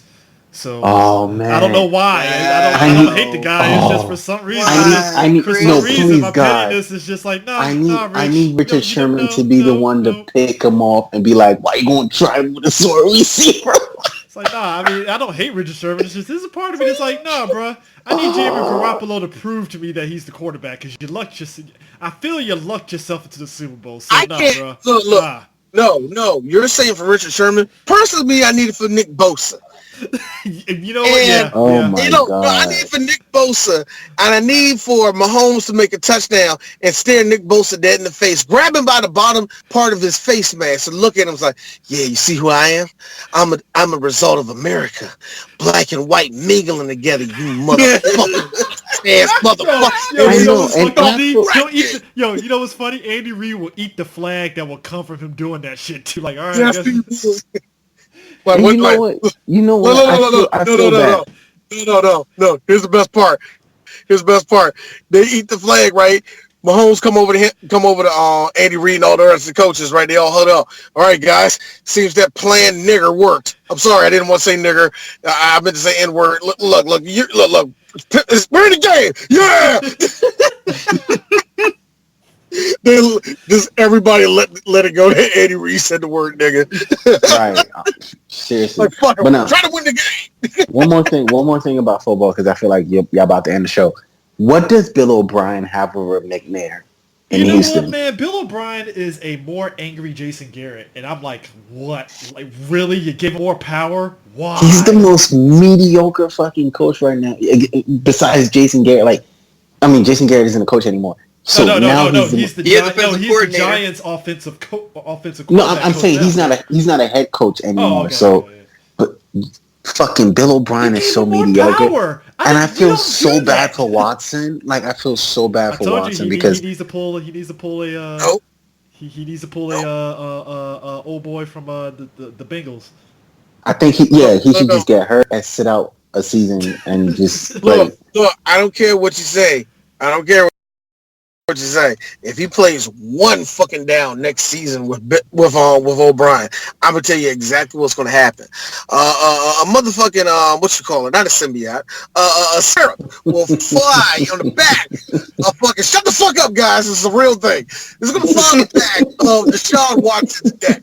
It's gonna implant itself on the back of his neck, and that scare will make sure that he will never win a Super Bowl and be rated really high on Madden, but he doesn't win any fucking games. That will be his curse for the rest of his fucking career. He needs to get the fuck out of Houston. So in other words, he's doomed to become Jason Campbell. Gotcha. Yes, he's going to be fucking Jason Campbell. Jason Campbell, guys, I mean this. I need him to get out of Houston in the next 2 years. He has to get out of here now, man. He does. Dude, he needs to get out of there. Again, I felt so bad for Jason Campbell. He left Washington after the fan base ran him out. He got to the Raiders and led them to the playoffs, and then injured. And I'm like, fuck. This is your fate, ain't it? Yep. I'm still waiting on Cam Newton to become a Colt this all season, so we can go to the Super Bowl next year. So he can wear all that sassy. Wait a minute, you don't think So you mean to tell me Brisket ain't gonna stay there, man? I don't know. Man, fuck that lame nigga. Sorry. Jacoby? Whoa! Relax. Weren't you Team Jacoby at one point? I seem to remember that. I mean, when we were 4-2, yeah. And then I respect your honesty. I respect it. Hey, no, I don't, because I'm a DMX. I will tell you. Hey, Go ahead. Hey, Mo. I'm sorry, not Mo. Chris, I don't respect it because I am a DMX fan. And according to one of his songs, used to be my dog. He was in my left titty. Scream, ride or die. Don't you ever ride with me. Find out you a bitch. Don't you ever die with me. Nah, but that's the thing. Nah, I can't die with this quarterback because he had 2 games out of he played 14. He played about 13 games, and inside of those 13 games, he had three games where he went over 300 yards passing. Mm-hmm. That's a no from me, dog. Like no, fine, just no. Okay. He was game. I mean, also we didn't have any receivers, but he was game managing. Fuck the tight end Eric Ebron, because as soon as Andrew Luck left and he figured out he can't like ball out anymore, he dipped too. Like, nah, I'm just I want us to get it. I'm not patient enough for us to draft a quarterback so we can sit back for the next 2 years and be sorry. I want us to, because again we will be mid draft, so like probably all the good prospects, if any, quarterbacks are out, would probably. I mean, if Tua is available, I'll take them. And I don't think you know what? I'm like anybody else right now, and I mean it. Like, it's going to have to be one of the teams that are not going to be what you say so much good. I don't see a playoff team getting Cam Newton, and I'm not saying that y'all not a playoff team. I don't see y'all getting him. I mean, he's still got to recover fully from that foot injury. That's the other aspect. You think so? Come on. You think he hasn't? The nigga probably ain't want to play because he was trying. The same thing with AJ Green. You think he didn't recover? Yeah. Like, I think he just wanted out. Right. I think he wanted out. Right. You know what? And that's why I don't want anybody like in that situation to become motherfucking Carson Palmer, where you're like, well, the team needs me. Hurrah! Don't do that. No, don't do that. Yeah, because Carson was kind of dumb. I think Cam Newton right now, looking at, he probably has maybe 4 or 5 years, real good years left. I think he'll want to go to a ready-made team. I don't know how ready the Colts are because our offense, not necessarily our offense, our receiving core is kind of depleted, but our defense is ready. We have 2 studs at running back. I mean, we still have T.Y. Hilton. We have the O-line that protected Andrew Luck really well 2 seasons ago. We had, so I believe if we're healthy with a healthy, good, not a serviceable quarterback, but an above average quarterback, I think we can make a run back into the playoffs. I'm not saying that I don't think y'all have enough loaded on your team, because I believe that too. I think Cam will go to a team that is already almost loaded. Yeah, and I did say the best place would be motherfucking Chicago, but here's the thing about Chicago: they ain't got no offense anyway. Right. Now, we shit on Trubisky, but they don't have an offense. You're right. They really ain't got an offense anyway. So I don't know about that. You're getting Cam. You're going to get Cam, and you're going to give him what type of capital will you have left to get him any type of offensive weapons, if any weapons at all? Because if Cam goes anywhere, he's going to take big money. Like even though he's he's going to take big free agent money. Your team. It's going to be a team that's not. It's a team that probably has the money to give up, and you can come here and just play and make money. But I don't see Cam. Well, with that being said, we know he ain't coming to the Diamond Dogs. No, he definitely ain't. Sorry. I mean, we have the receiving core. We have the receiving core. Hey, but you know who will? And I ain't bullshitting. I see y'all getting Jacoby. I see y'all getting Andrew Dalton. And and believe it or not, they will get him. I think that will help Andrew. I think it will. I think Andy be good. I think Andy be good. I think it will be good. Because you still have Keenan Allen, right? Yeah, we still got Keenan Allen, Travis Benjamin. You remember what it was like for him and AJ Green at the start of their career, where he was just sending him out and he was getting the balls over there, or maybe making it short. But I think that's what he needs. He needs that kind of receiver, and I think that's why he suffered this year. Again, I'm sorry to go back to the Colts, but going back to the Colts, if you look at our team before Andrew Luck retired, everyone said one of the better teams or one of the teams to make a good playoff run would have been the Colts, right? Because Andrew Luck and that offense and the defense coming together. So I'm sorry. I am not patient enough to wait for a quarterback.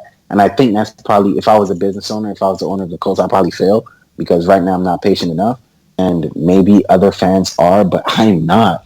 But if we could talk about a team that might be a really, really good surprise next year, is the Cowboys with McCarthy as your head coach. Yeah. I mean, me and D talked about it at length a couple of weeks ago. It's kind of a wait. This is a wait and see with him, just to see how because it happens. he's going to turn number 4 into Russell Wilson, into Aaron Rodgers. He's going to have him come in doing a lot of boots.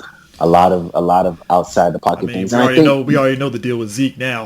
With his mission is going to be Zeke got to be coming out of the backfield right now. But that Zeke wasn't always a power back though, like how you guys have made him. He wasn't always a power back in college. I think when he played up to that. We'll see. Super Bowl aside, the next season should be interesting. I mean, the playoffs were kind of surprising. The powers that be fell. The Patriots fell. I mean, look. Yeah. I'll say this, at least in this area, the factor, especially with the NFL draft upcoming, is that the Redskins might leverage their number 2 pick for some more picks. That's the... Oh, yeah. They should especially if Tua is on the board and they have an opportunity to get Tua, they might leverage his ass for more picks. Oh, yeah. Like, at that point, and just let Haskins play out. Oh, they want to use Haskins straight up. That's right. Let Haskins play out the first 8 games and let Tua recover. It's funny. Come on. It's funny. I told this to Chris. I think it was like 2-3 on fucking shows ago. I told him the Redskins. I don't understand why the Redskins have a fucking. Not even. I'm not saying that they had a night. They have a full deck. No. You ever play spades and you say, I can get 7 out of this bitch. I know I can get 4, but I bet you I can get 7. They always get that hand. They always get that hand and only put out 2. That's what fucking kills me about the Redskins, because they get these good opportunities. So that's the one. That's going to be interesting with them, because I think they should do that move. Yeah, I'll do it. That makes sense. Real quick, Burrow is going to the NFL, right? He already committed to the draft? I believe so. Oh, that nigga going straight to the Bengals. I don't know why you... He's going to the Bengals. Yeah. Come on, dog. What are you talking about here? He's going to a different type... Look, that nigga going from the Supreme Tiger of the South to the Tiger of Ohio. Look, the Tiger of Ohio. I think that's why Andy Dalton's going to leave. That's going to be a very interesting situation with Andy Dalton. And what if he leaves and he becomes a stud somewhere else, man? Like, that would be kind of interesting. I think he has a chance to. I think he does have a chance to being one of those second half. Second half of his career. Yeah, I know what you're talking about. Will be interesting. Like Carson. because Carson was I guarantee you. Look, I'm not saying this will happen, but I can see Andy bouncing from two teams and being really good at the last one. You know what I mean? Mm-hmm. Like when he gets to, I'm just going to throw the team out here. I don't think it's going to happen. But let's just say the Raiders, and this motherfucker's like, what? And then we got here John Gruden. I tell you, man, we kept on running Spider 2 wide. Spider 2 wide banana. Fuck out of here. I knew he was a Gruden grinder. So I didn't know. Look, let me tell you something about this kid, man. Look at this, like that's 3 line, that's slant, nigga. That's some Madden shit. What you? You know this. Anyway, but anyways, John Gruden is coming off like the Rob Liefeld of motherfucking coaches, and I don't like that. but D, that implies that motherfucker, you created a lot of shit, but you don't have no hands and feet. What's the hands and feet, D? I don't know. I really think he should have stayed out. I really think he should have set it out, man. Yeah. I mean, I got this feeling he's going to prove us right to a degree where it's like, yo, that gamble was worth it. I have a feeling that's going to be it. I'm not saying they're going to be a powerhouse. I'm not saying they're going to be a powerhouse. He probably could build that team up and then probably leave, and then the next coach is going to come in and he's going to win with them. But that's what's going to happen. But yeah. I think that Mac trade is going to prove itself in the next 3 years because we've seen what happened with Chicago, right? It's not been a lot for the team. You know, we could shit on Trubisky all we want, but even the defense has not been like that great. Yeah. Right. So man, and he gave up Cooper. You know, so we could be getting, man, listen, he could be building that team up. I mean, because again, you don't give fucking Khalil Mack, I almost said Marlon Mack, you don't give Khalil Mack $90 million, bro. Like, speaking of which, that nigga, I am surprised. Marlon? I'm so mad I didn't get him on my team. Oh, yeah, Marlon, yeah, he's a stud. He's a fucking stud. And he can catch the ball out the backfield. So like I said, bruh, if we get Cam Newton, I think you could be unstoppable. Could. Yeah, if you get Cam and you guys have Marlon, that's what I was saying, Mo, when after the Chargers and the Colts played, I was like, yo, Marlon Mack kept y'all in that game. Single-handedly, bro. Like Marlon kept y'all in that game because we had no answer for Marlon. And that's why I was like, yo, I'm gonna give you your props. We had no answer for Marlon.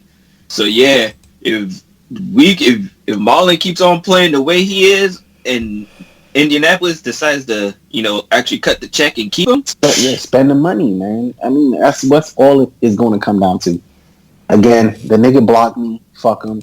He's very stingy. It's like fuck him.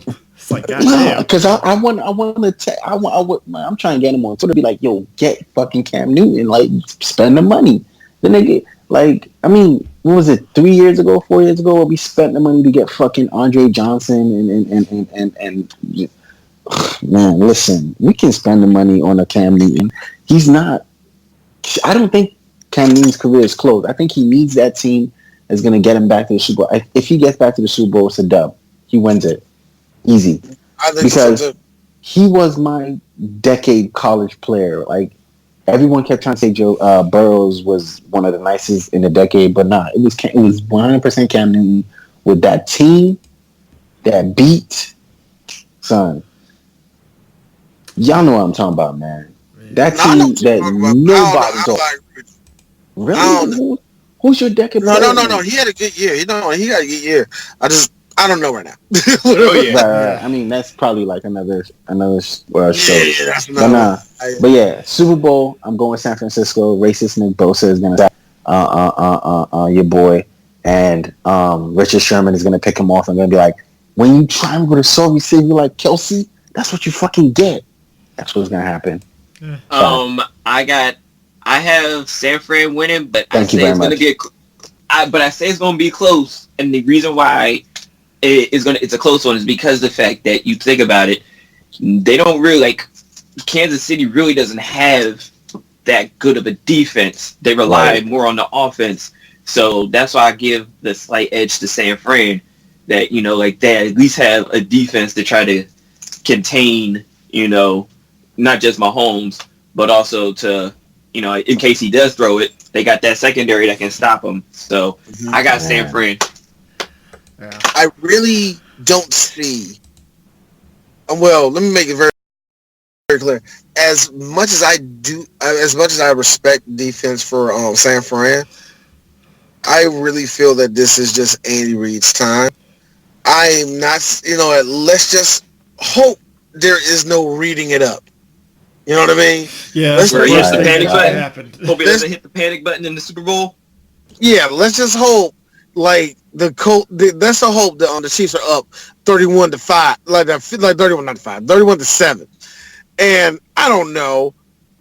I don't know. They kick a field goal.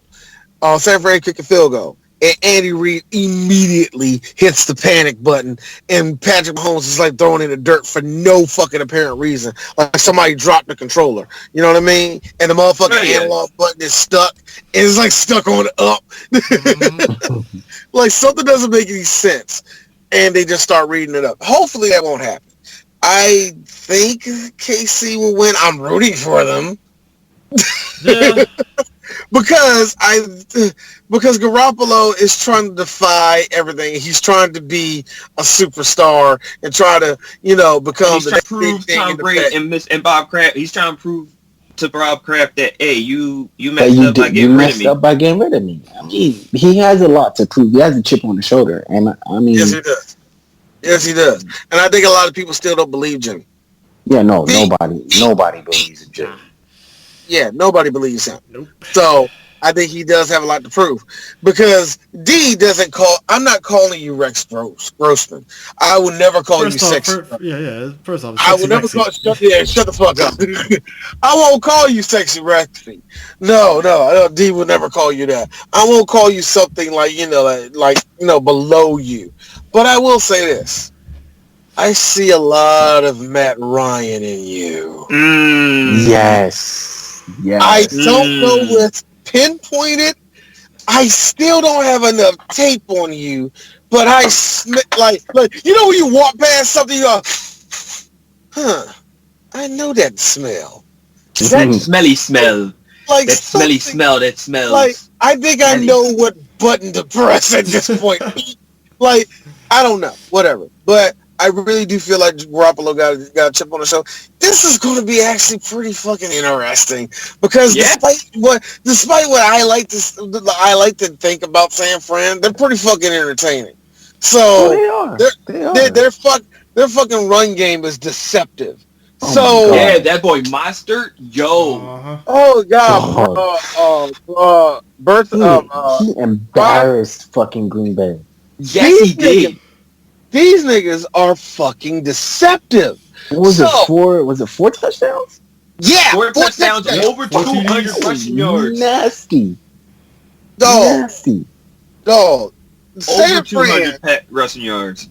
I said this to my co-host on Three Black Geeks, DJ Slew. I said this to him years ago when we was talking about Obama versus John McCain, because I was literally scared because I just thought when I saw Sarah Palin, I really immediately, it was the first grown-up thought I had at the time, and I really thought this,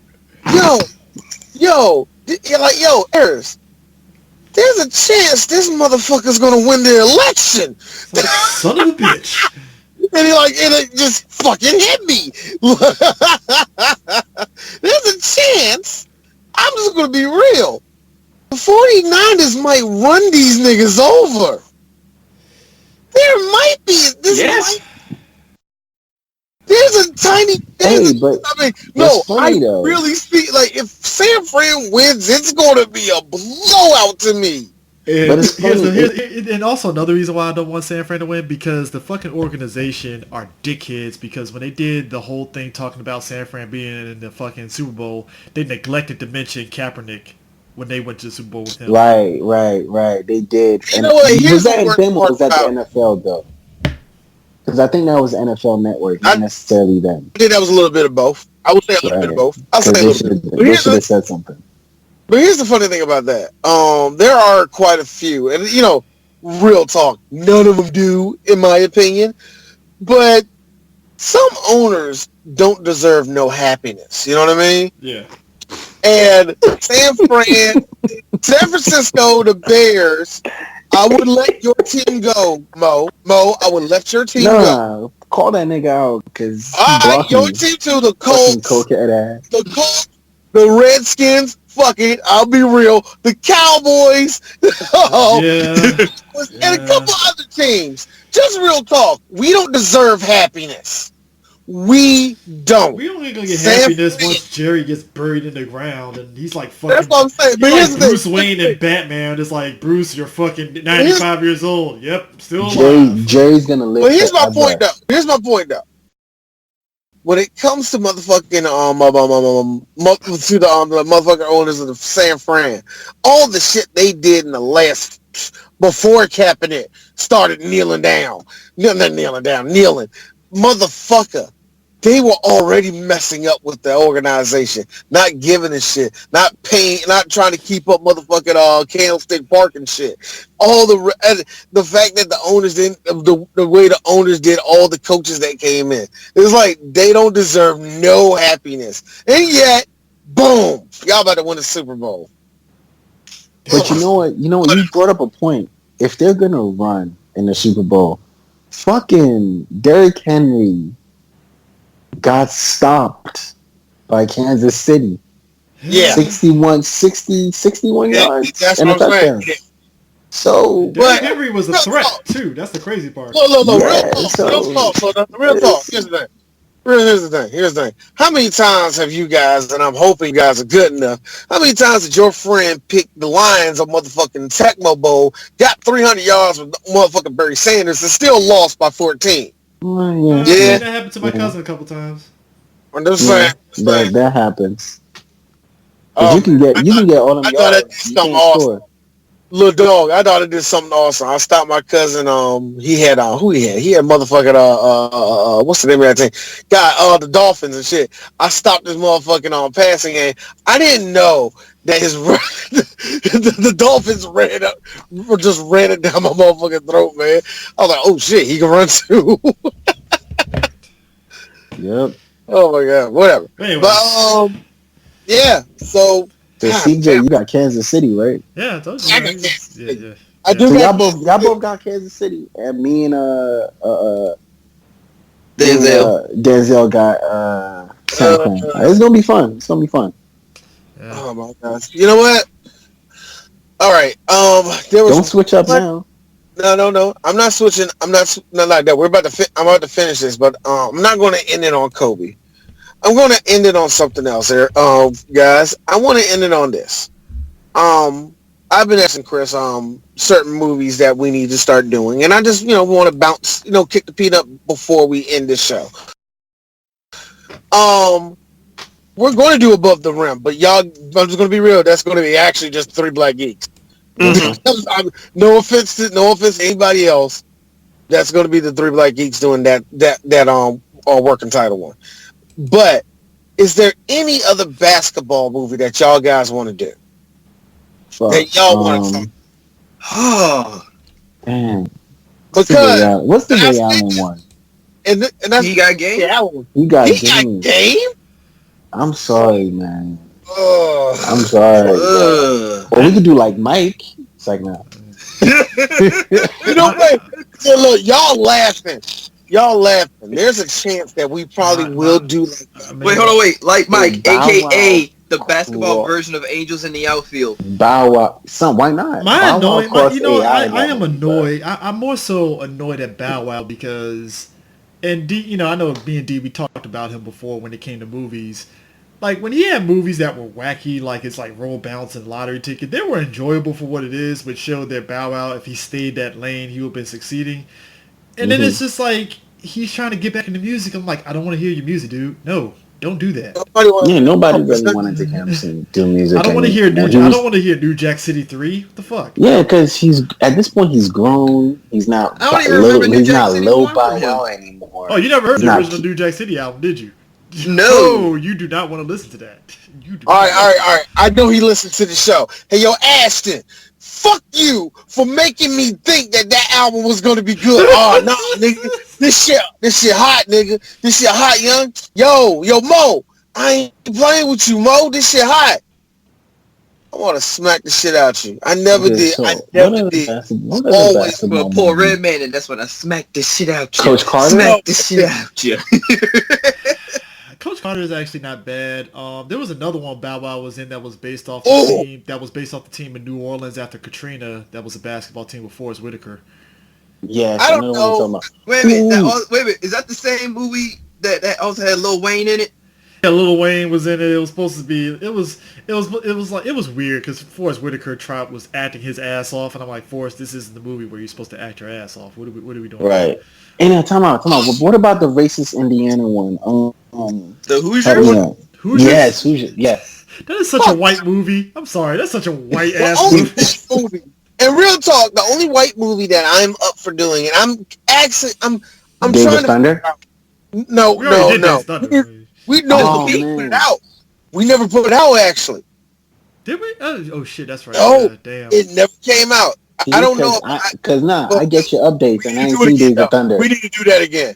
We have to do that again. Because And if you I don't do got a Days of question. Thunder, you got to do Ricky Bobby. Let's see, that's a regular 3DG one more than anything. I mean, no, not necessarily. I just haven't came around to To be it honest yet. with you, Mighty Ducks is the closest to a white fucking movie. Oh yeah, to that's be another one. honest. Yeah, we gotta do Speaking Mighty of Ducks. Mighty Ducks, so sad about Goldberg. Yeah, he's been having issues for a while, but yeah. No, but the homie is what's his name? Didn't Emilio Estevez re-up to come do the show? Disney Plus apparently. So. Yeah. So that's so there's a good and a bad with the Mighty Ducks, you know. Yo, But- well, here's the thing. I definitely want us to do Mighty Ducks because D has only seen the first one and not the second one, and definitely not the fucking They third. were like We don't 30 mention the third one, D. They were We like don't mention No, the that third third one. one was actually not bad. Nah, bruh. Woo! No. Look, hey Chris. Now here's the sad part about it. See, usually my skepticism doesn't affect you at all, but when D is already neutral, meaning that he is not picking no side in this, because I got to be real with you, it's the Mighty fucking Ducks. I don't give a shit. I'm sorry, No. the fact that y'all What sit about there and say, Miracle? y'all I'm feel sorry, Chris, you better hope I'm on your side, because you know me. If that movie's shit, I'm gonna have. No, about put this it this way. It is not. Put it this way. It is not. See, it's not Terminator 3 it's shit. not good. It's not No, no, RoboCop 3 shit. It's just like, it's I'll alright. tell you what it is, D. The movie didn't grow up with this audience. We grew up. The movie, The Mighty Ducks, stayed the same, and it was the same. Like, if you watch the first one, those movies technically don't hold up as good, but you know the same feelings it evokes in you. You know, the first and the second one. But then by the third one, the movie didn't grow up. It didn't change. They were in high school. They went to a fucking prep school. The whole movie is basically them beefing with the varsity team, and I'm like, all right, It cool, was whatever. It was literally Mighty Ducks 1, but with that premise. Like, it's the same exact They movie. basically played it safe, so it's like, again, I'm not saying it's good, but it's just like it was enjoyable enough. I mean, What about Miracle? Is it Miracle? No. Look, It's Chris too white? wants to. I Okay. don't. No, you know the putting white Miracle on one. me, I was just like, eh. I said, I'm sorry. I had to blame you. I had to blame somebody. Well, Look, we could wait No. till Hold up. till the Nationals. Oh no, my bad. No, hold on. We got one. There's one I did want to do, but Chris, I still don't know if I just want that to be me and you, because I feel that we need more people on it. Is Rudy that type of movie? Oh my God. Possibly, because I have Where a we love.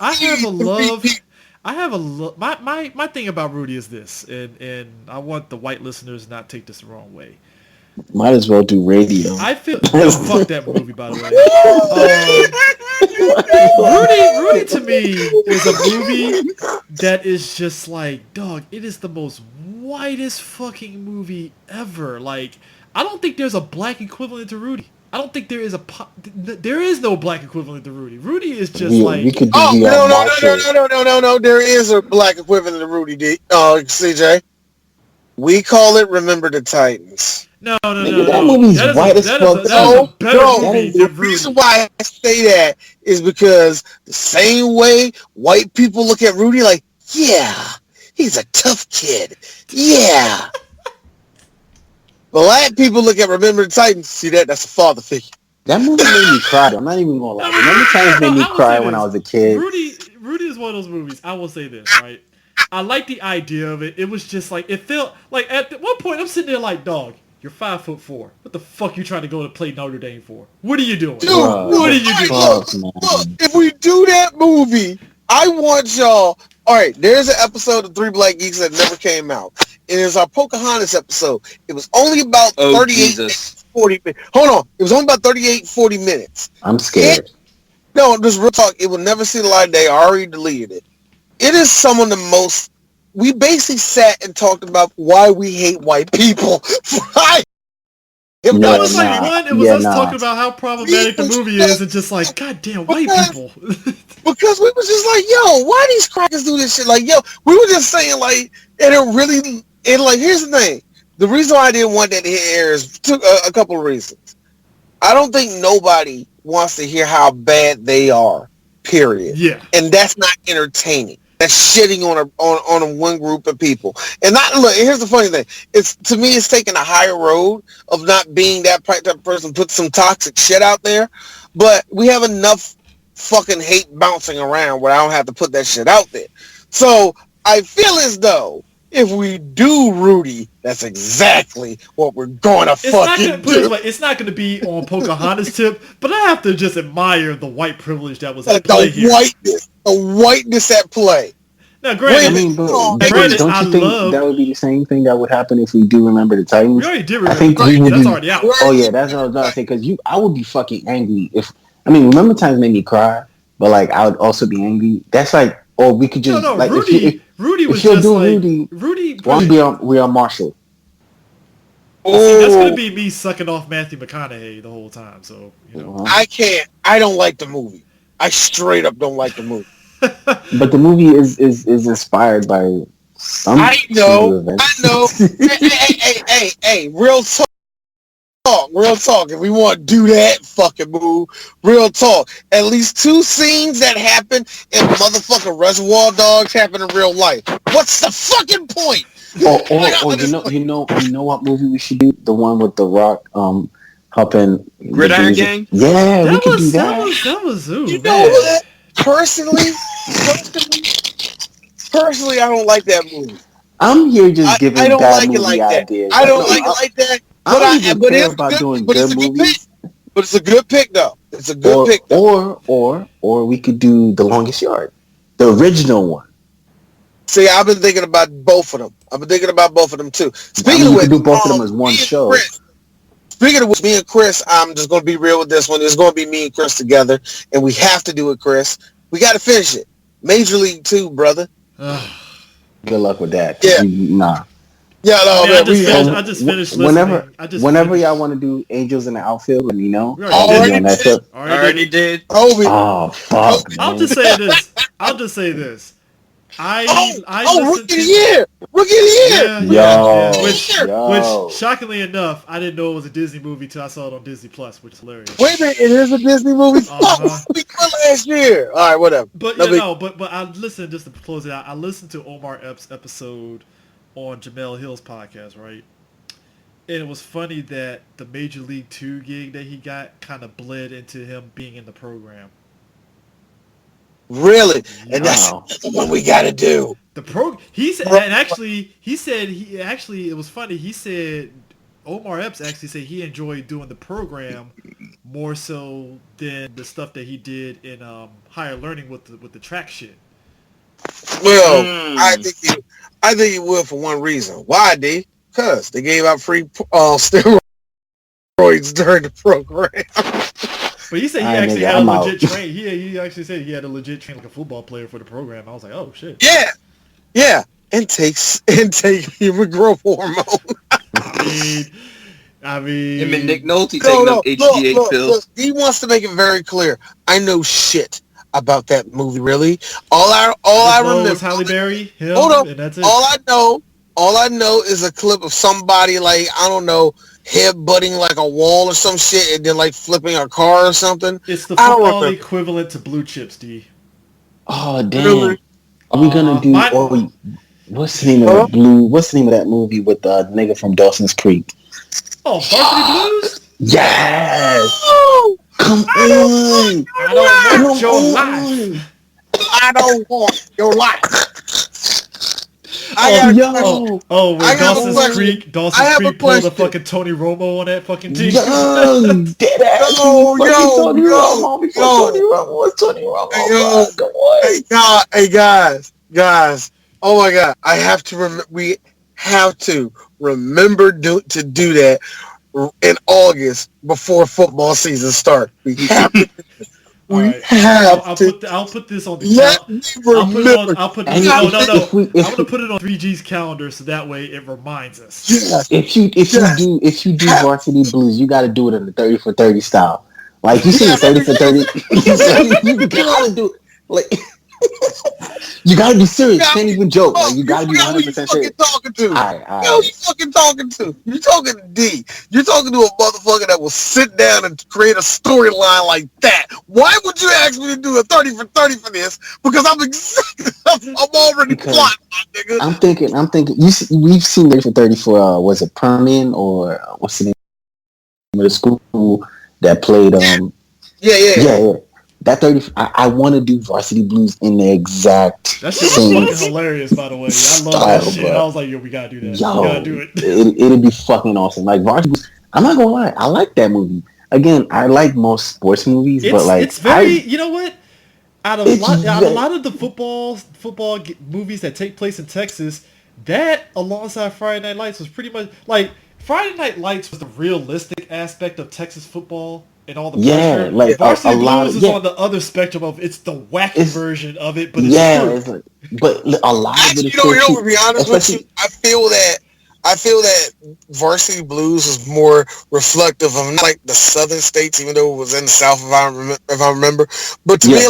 that shit only happens in Indiana, Illinois, and Missouri. I guarantee you, it only happens in these three states. Like That same type of situation. so those two high school at some schools, but yeah, man, it's like No. Here's the thing. You got to realize in certain states, Florida, Texas, Pennsylvania, Ohio, California, and I think some Georgia. some of Georgia. Yeah, some of Georgia, and if I'm mistaken, I think Alabama. I'm not really sure about that. Mm-hmm. They play year round. Oh yeah, Yes, Louisiana, yes. also Louisiana. They play year round in Louisiana too. So so you're going to get these super teams. But I was talking with, interestingly enough, I'm not going to give out his name or anything like that. But my coworker is an ex-coach at TC Williams here in DC, in DC. He coached the team from the 9 till about a couple years ago. He's actually, no bullshit. He's actually a fucking legend around them parts, you know? No bullshit. Everybody knows. Around them parts. Right? Yeah, look, he's a nigga that's still living his old hometown. You know what I mean? So niggas know him. You know what I mean? That guy. But anyway, that nigga. But he coached everybody. Seriously. I mentioned WWE wrestler Mojo Riley to him. He just instantly started laughing like, yeah, Dean Mutati. I know him and his crazy ass brother. Both of them wild as shit, man. He's like, for real, like, man, you look like, man, I love coaching him, man. He was fun.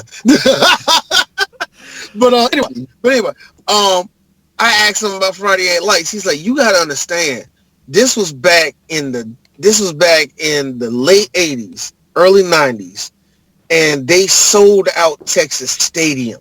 Yes. This is a high school. High And school, they bro. sold out Texas Stadium. And these were regular games, Wayne. These were regular games, not the whole not the whole state fight. Not like state, yeah, not a state championship. Not state championship and none of that. High school. And they were gonna get some more money. They were gonna get some more money and all the rest of that. He said back in the 80s, Texas football was a different type of beast. And it still kind of is. Yeah. And it's like, I'm like, why? He's like, yeah. He's like, they set the standard how to have one of them program, like, because they started talking about him in Brian Gumbel's on Real Sports. Yeah, basically those camps. There was like those baseball and soccer camps, those big old sports camps. Mm-hmm. Yo, it's a fucking factory. It's kind of fucking scary. Like that's the AAU? Yeah. Would you damn near call like the AAU now, right? Pushing out fucking getting close. Oh yeah. It's like a factory, bro. And not even this is scary, but yeah, it just remind me of that shit, man. It remind me of those states where they just like, oh yeah, we wake up every day. Do they go to school? I mean, yeah, but you know they're gonna be. You had niggas doing your shit for you. Like yeah, but they're gonna be baseball players. I'm like this. Some niggas are not gonna make it out the minor leagues, are they? No, like you know what I mean, like. But you gotta give them a chance, so you have to help them in any certain way you could. It's wild. Yeah, because even though I disagree with it, some of it like. Yeah. I mean, because if you look at it, some of these players, right, didn't know anything else. Like, I'm not gonna lie, like I play with some dummies, like some fucking blockheads. Like these niggas didn't know anything else. But when it came to the game, like you could this nigga, we took the same math class. Dumber than a box of rocks. But when it came to knowing plays, timing, counts, all of that, like he was on the money. So of course he had people doing homework for him. Of course he had. So that's not even like old boy in Friday Night Lights that the football was his life, and then once he got fucking injured, once he hurt his knee, that was it. It was done. He didn't have no backup plan. It's like, oh, that's sad shit. Interesting thing. I was told, he live out here, right? Yeah. Yeah, I know. Wow, man. Yeah. He's actually bad. I thought he coached for a little bit too, but whatever. Yeah. But anyways, I was gonna say, does anybody watch All American? That's more. You know what? I'll say this about that. I watched a couple of episodes of it though. No bullshit. I actually watched a couple of episodes. It's not bad. It's not bad. It's Black 9 2.0 with some football dashed in, and that's about it. You know. Look, and like most CW shows, the acting is not actually that bad. It's just, Tay Diggs, I'm looking at him like, so Tay, you're too good for the show. You know that, right? All right. Here's me. Hey, Tay. So, just real talk, dog. This is real nice what you're doing right here. This is what you give when you getting paid way less than what you used to get paid. And I laughed, and I don't know if everybody joked when I put that on Twitter a while back when the show debuted. I was like, I like how this is just mimicking Tay Diggs' real life. He has a white wife, got mixed kids, just all that. That's what we get. He probably was doing before for the white wife. He's like, I gotta have a white wife, bro. But his ex is his ex with the kid. He do got a black. Yeah. My dad said something really, really fucked up. Oh jeez. Oh boy. This is a good way to end the show on this. It's kind of sad. My dad said me and my dad was talking basketball. He kind of didn't like the nepotism that happens in basketball because he saw Larry Nance Jr. He really not a big fan of him.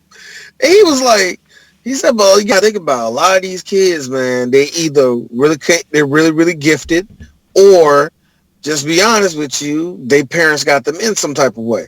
Mm-hmm. And my dad said, I like no bullshit. That's why a lot of these yellow ass niggas can't play defense. Right, that's can't play defense. No, my dad said a bunch of yellow niggas who can't play defense because I like Dad, why you say that shit? My dad say, and I bullshit you down.